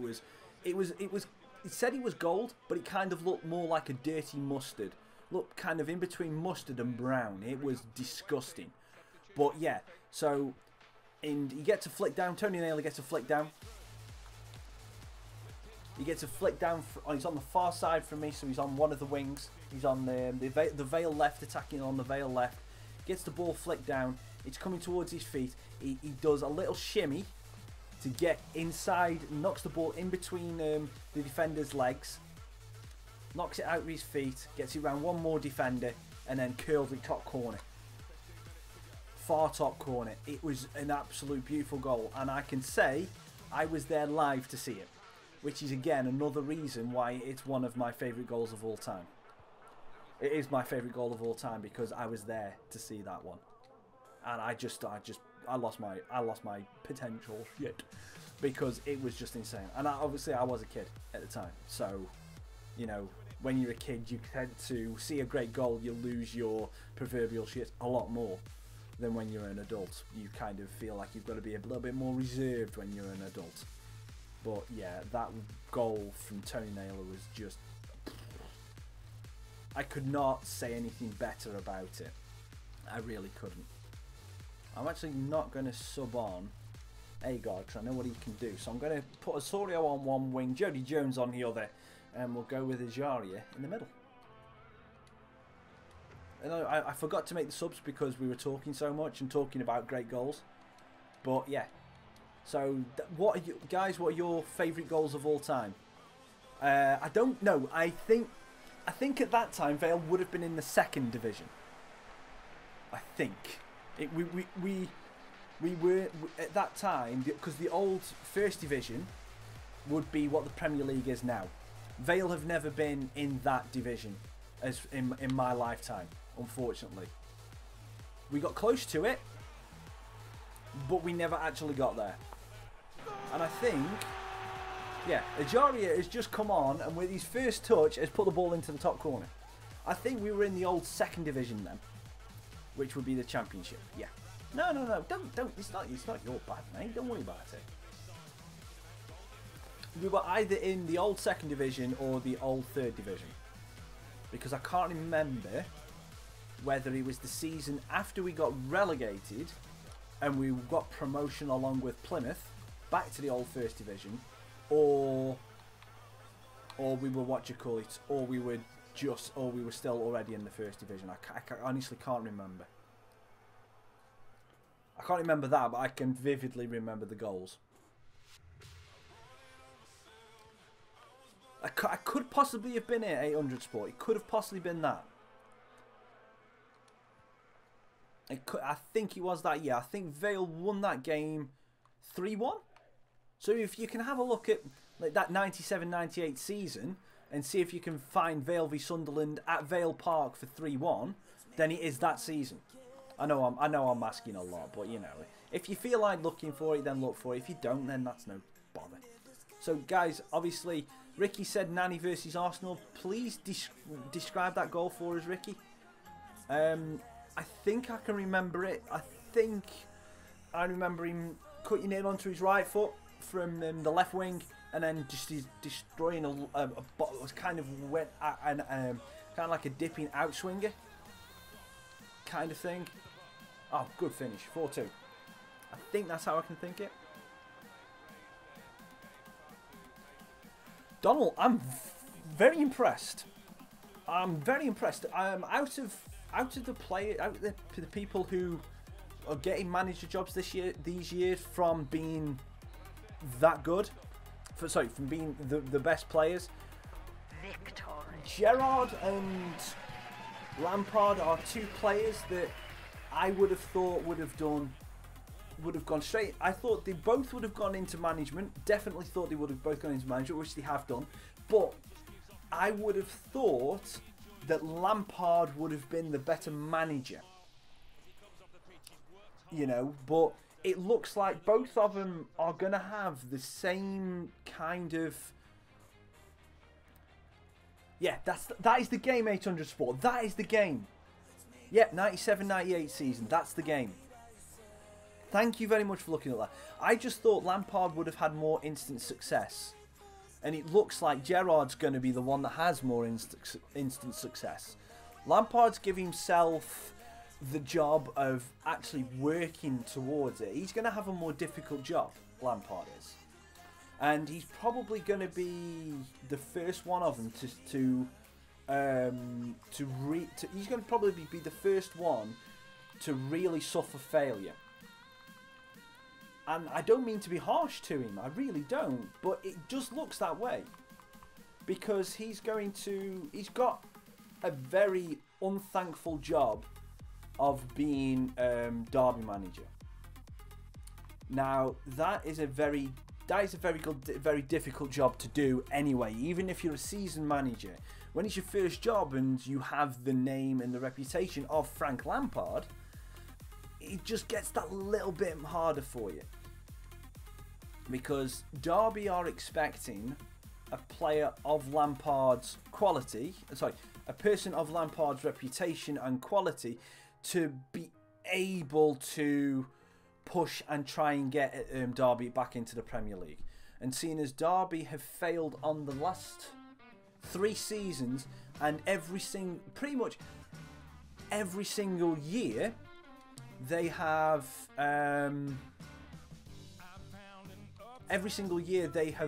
pretty much, I think they've gone into each of the last 3 seasons with a new manager. And so Lampard going in is knowing that he's going into a job where people don't stay long, which honestly scares me. For a new manager. If I was going for that job, that would scare me a little bit, and that might put me off taking that challenge up, knowing that pretty much every single year that job has been up for grabs. And it's worrying if you're a Derby fan that you've got this amount of turnover. We get Cameron Humphreys grant, so we've got ourselves a young centre-back. We're going to try and get another one in on loan. We're going to try and get, we'll still try and accept these guys on, like, no, I don't want, are you kidding me? My assistant manager needs shooting. He's agreed to 100% for that dude. 100% at 45 flipping grand. Is you mental, son?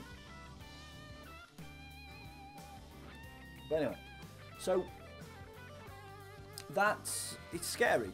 And Gerrard has done everything that he needed to do. He's had some ups and downs. He's going into a job where he's probably himself, he's not going to get a lot of time to settle, and he's going to be expected to be in that top 2. He's probably even going to be expected to try and take the title off Celtic this year, which is no thankful task, because the amount of the gap between Celtic and Rangers is largest it's ever been. It really is, and it is quite scary to think of how kind of a job that Gerrard's got to do. It is really awful, because that is a difficult job to do. So yeah, it is a thankless task for him, really. We're going to start Ijara this game. We're going to start him ahead of Manjak. We're also going to start Jody Jones on the left for Johansson, and we'll see what they can do. Yeah, we're doing okay. Humphreys, Grant, we've got another centre back, and yeah, it's good. We're going to put Connolly. Actually, no, we won't put Connolly on the bench. We'll leave him. But yeah, it is difficult. It is very difficult. 800 Sport, what are your memories for the 97-98 season? Was that the season that you got promoted? If I remember right, is that the season you got promoted? Right, now we're going to kick it back up into Legend, into Ultimate. So, hopefully go well. Oh, damn it. I think Shrewsbury beat us last year in the checker trade. Oh, I don't like that. Thanks for letting us know, Matt.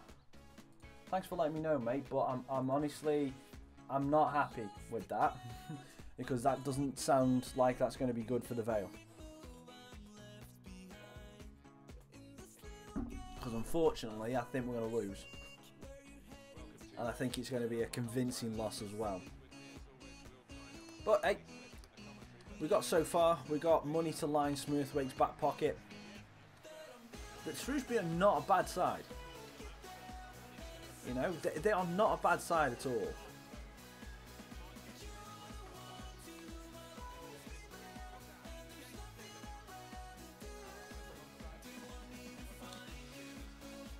Oh, Jody Jones. First time I try and do anything with you and I mess it up. So that's my fault, Jody.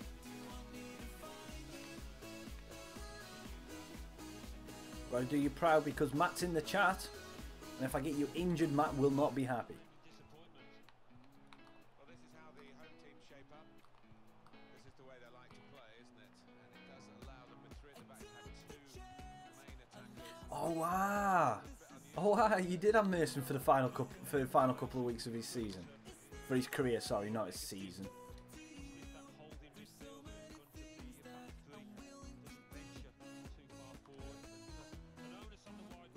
Nice move, Jody. Tries to get it down the line for Bacchus. Stops. Deads. Oh, Ijari. Ijari! Get in!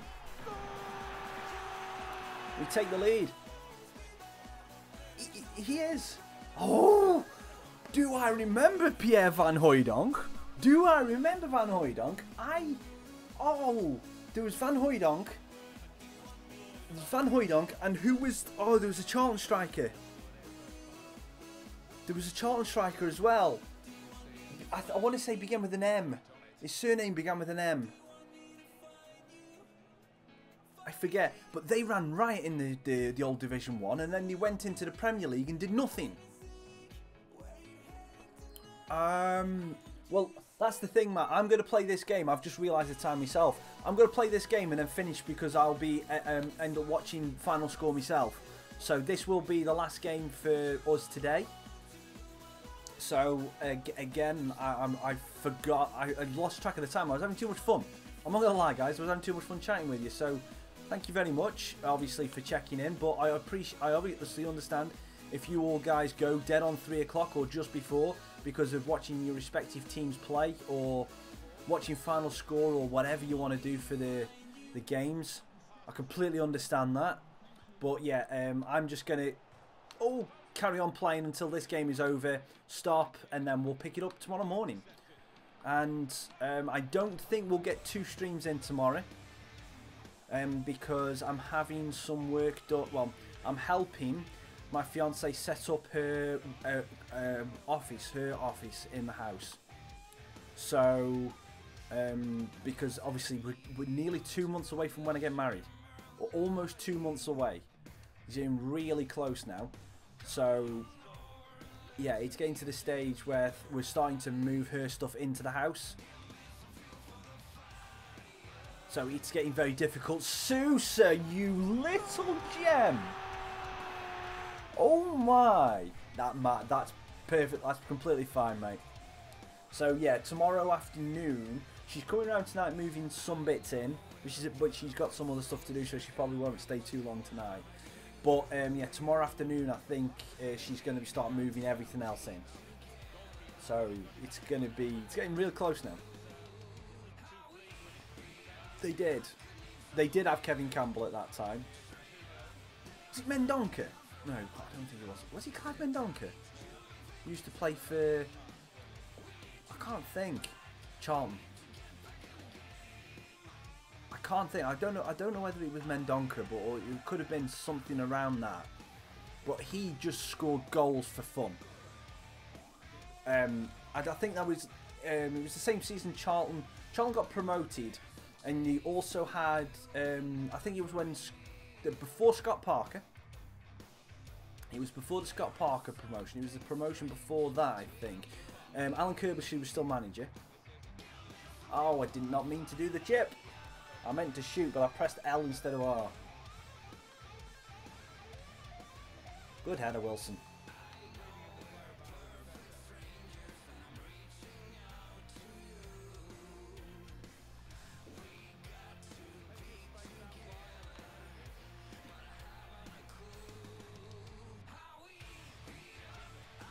Yeah, but it could have been Clyde Mendonca, not Clive. But anyway, he just ripped shreds of everybody. Sousa, right foot. Sousa gets his second of the game. We have moved it up to ultimate. I did move it up to ultimate, but I think our team is just too good now. That's a great ball from Jody.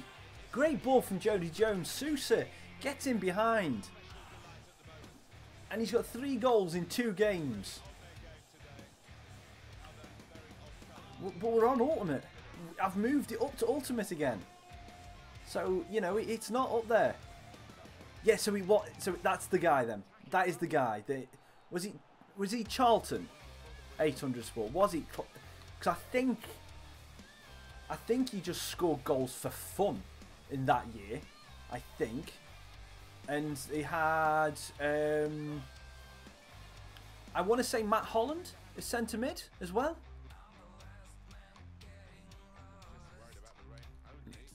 Jones looking for Sousa. Finds Jones. Matthias. Good save by Farman. Yeah. I think they also had Matt Holland at centre back, centre mid as their captain. But yeah, that's when I was really... That's when I followed pretty much everything to do with football. And I mean everything. It's like I knew top goal scorers for teams. I knew kind of close to assist leaders, the best players in most teams, and that kind of stuff. I followed it almost religiously at that age. So yeah, it was insane. Clive Mendonca, he broke records for Charlton. Right, see you later, Ricky. Have a good afternoon, mate. Enjoy yourself, and I hope you don't have to swear too much at your TV. No problem, mate. I'm always happy to have a good chat with you and watch some stuff. But again, for everybody who's going to watch the football in a bit, I hope your team does well, unless you are a Morecambe fan, and then I hope you get absolutely smashed by the Mighty Whites, the Vale. Oh my! Oh my! Oh my! Jody Jones, Matt has got a right foot! Costa has got a head on him as well. Jeez. Sousa to Jody Jones, little dink shot, and then Costa gets the head. Yeah. Yeah, okay, yeah, I know, I agree with you there, Matt. Unless you're Stoke, and then... I've got nothing really against Stoke as a team, but if you're playing Stoke today, You know, if you're playing Stoke today, then please, even if you are at Stoke's ground, just watch out for the toilets. They like to break them, you know, and they like to... But the thing is, you will always be able to find out who did it because they'll record it and send it on social media. So don't worry, just look on social media for the Stoke fans, their posts. You will be able to find it and be able to get retribution for it. But just watch out because they will break your toilets.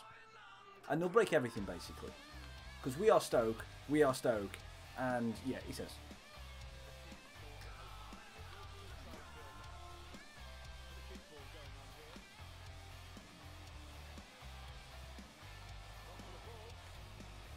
Yeah. Yeah, it was goal every 2 games. Roughly.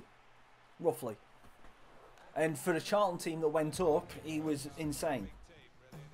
He was insane in 2 seasons. I think that was over 3 seasons, I think. 2 or 3 seasons he did that. And he's just, a goal scoring record was second to none for that team. But again, it's just, as soon as they went into the Premier League, they suffered with not being able to get him any goals. He still scored a fair few goals. Kevin Phillips. Oh, but if we want to talk about, if we're talking about good players and good stuff like that, and players like that, you look at, if you're looking at 2 strikers that worked best together, you've got to look at Kevin Phillips and Niall Quinn as the ultimate perfect 1-2 combination. Kevin Phillips and Niall Quinn were almost unstoppable together. The amount of assists, it's Alan Sousa, not with a Z, with an S. Yeah. We're in the 2nd season now and he's 69 rated. You know, so he's the best number in football ever. You know, anyone who's 69 rated, you just win football, full stop. And if you don't know the reason why, you're too young. You will learn to know the reason why. Nope. Bought him. Because we had to change the rules, Matt. Because we were, well, loans seem to be working now, but seeing as loans weren't working to start off with, we took a vote. Well, people suggested last week that we just start to try and buy a couple of players. That I don't know, Donald. That I honestly don't know, mate. If that is true, then that is insane. Enjoy yourself, Matt. Good luck, Coventry. Up the Sky Blues. Sisu out. You know, and all the usual. But I will just say as well, if we've got any Walsall fans in, go on Walsall. But you know, I will. We're just wrapping up. We're going to be wrapping up the stream at the end of this game, mate. Because we're going to be pretty much watching the foot. We're going to watch the football. Well, not watch it, but watch the highlights and listen to everything wherever we are. So thank you very much for coming and joining in, mate. But it is going to be, this stream's going to be ending in a matter of 5-10 minutes. Tried to get it round Cuthbert, couldn't get it round the defender.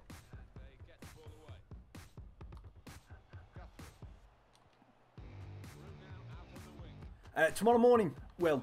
Tomorrow morning, mate. We're going to be going about 9 o'clock. Between 9 and 9:30 tomorrow. We're going to be starting. Plan.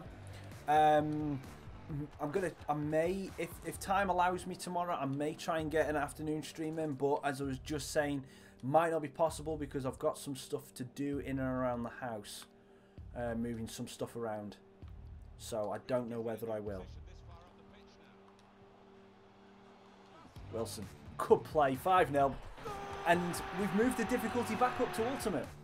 So I don't really know what I can do, but we're gonna just change things around again. We're gonna put Guerrero back on. Osorio's gonna come on for his proper bit.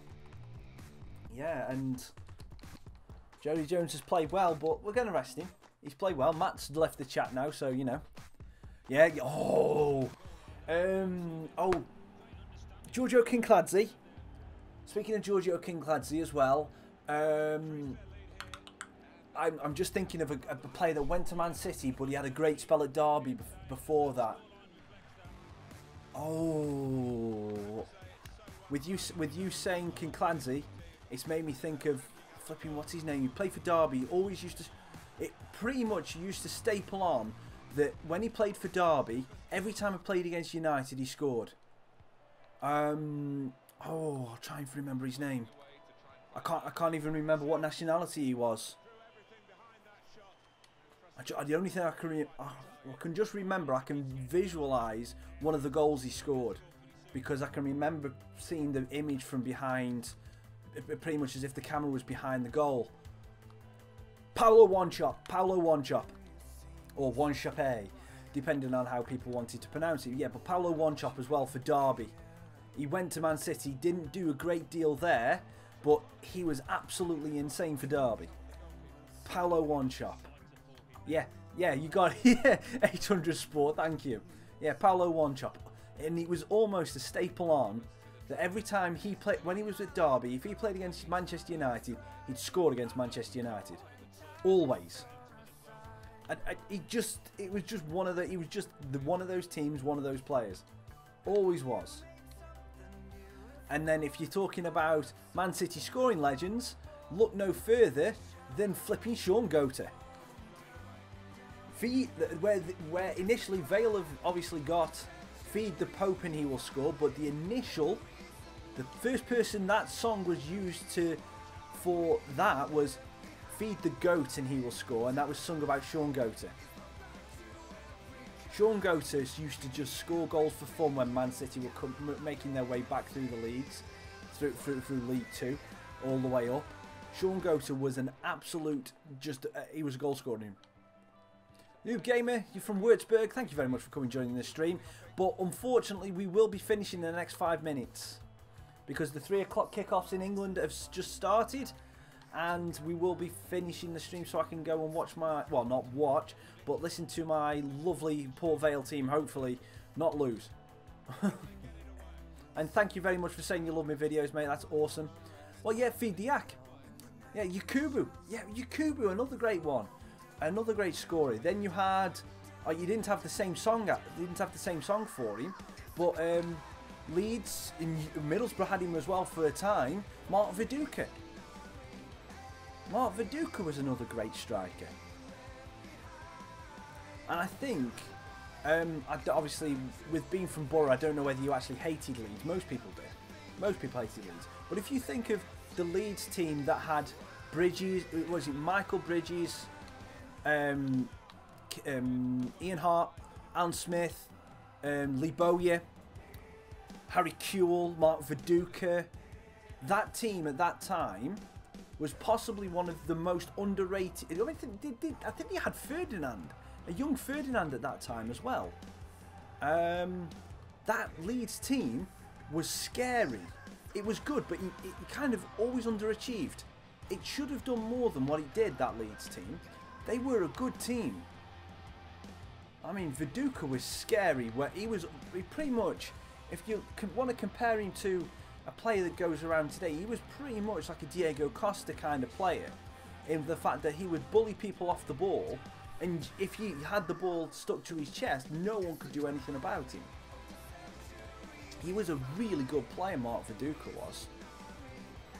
Yeah, well, less said about Woodgate, the better. I still think that when Woodgate's debut for Real Madrid still goes down as one of the best debuts in history. You know, honestly, that if you do not know what Woodgate's debut was for when he signed for Real Madrid, you need to know about it. It was the best. And by the best, I mean the worst debut that any player could have ever had. He scored an own goal and got sent off in a loss for Real Madrid. His first game. And not long after that, got into a very serious injury. He was out for quite a long time, if I remember right. I don't think he played many games for Real Madrid because he was constantly injured. But yeah, his debut was the best. The absolute best. Because he just kept getting injured. I loved it. Absolutely loved it. I thought he was just, it was so funny. It was just so funny. But anyway, guys, 3 o'clock kickoffs have all started. They've been going for 5 minutes. So thank you, everybody, for coming checking out the stream. Hope you're doing well. Anyone who's still in here, hope you enjoyed yourself. And if you want to, hit that like button, subscribe to the channel if you've not already. And if you've got any comments or concerns, leave it down below. If you want to carry on the conversation, follow me on Twitter. It is at Raccas Gaming. I also have Instagram. It is exactly the same. We will be going streaming tomorrow morning, about 9:30, depending on what time I wake up. So enjoy yourself until then. Hope your football team wins this afternoon. I've been Raccas, and I'll see you on the next one. Try.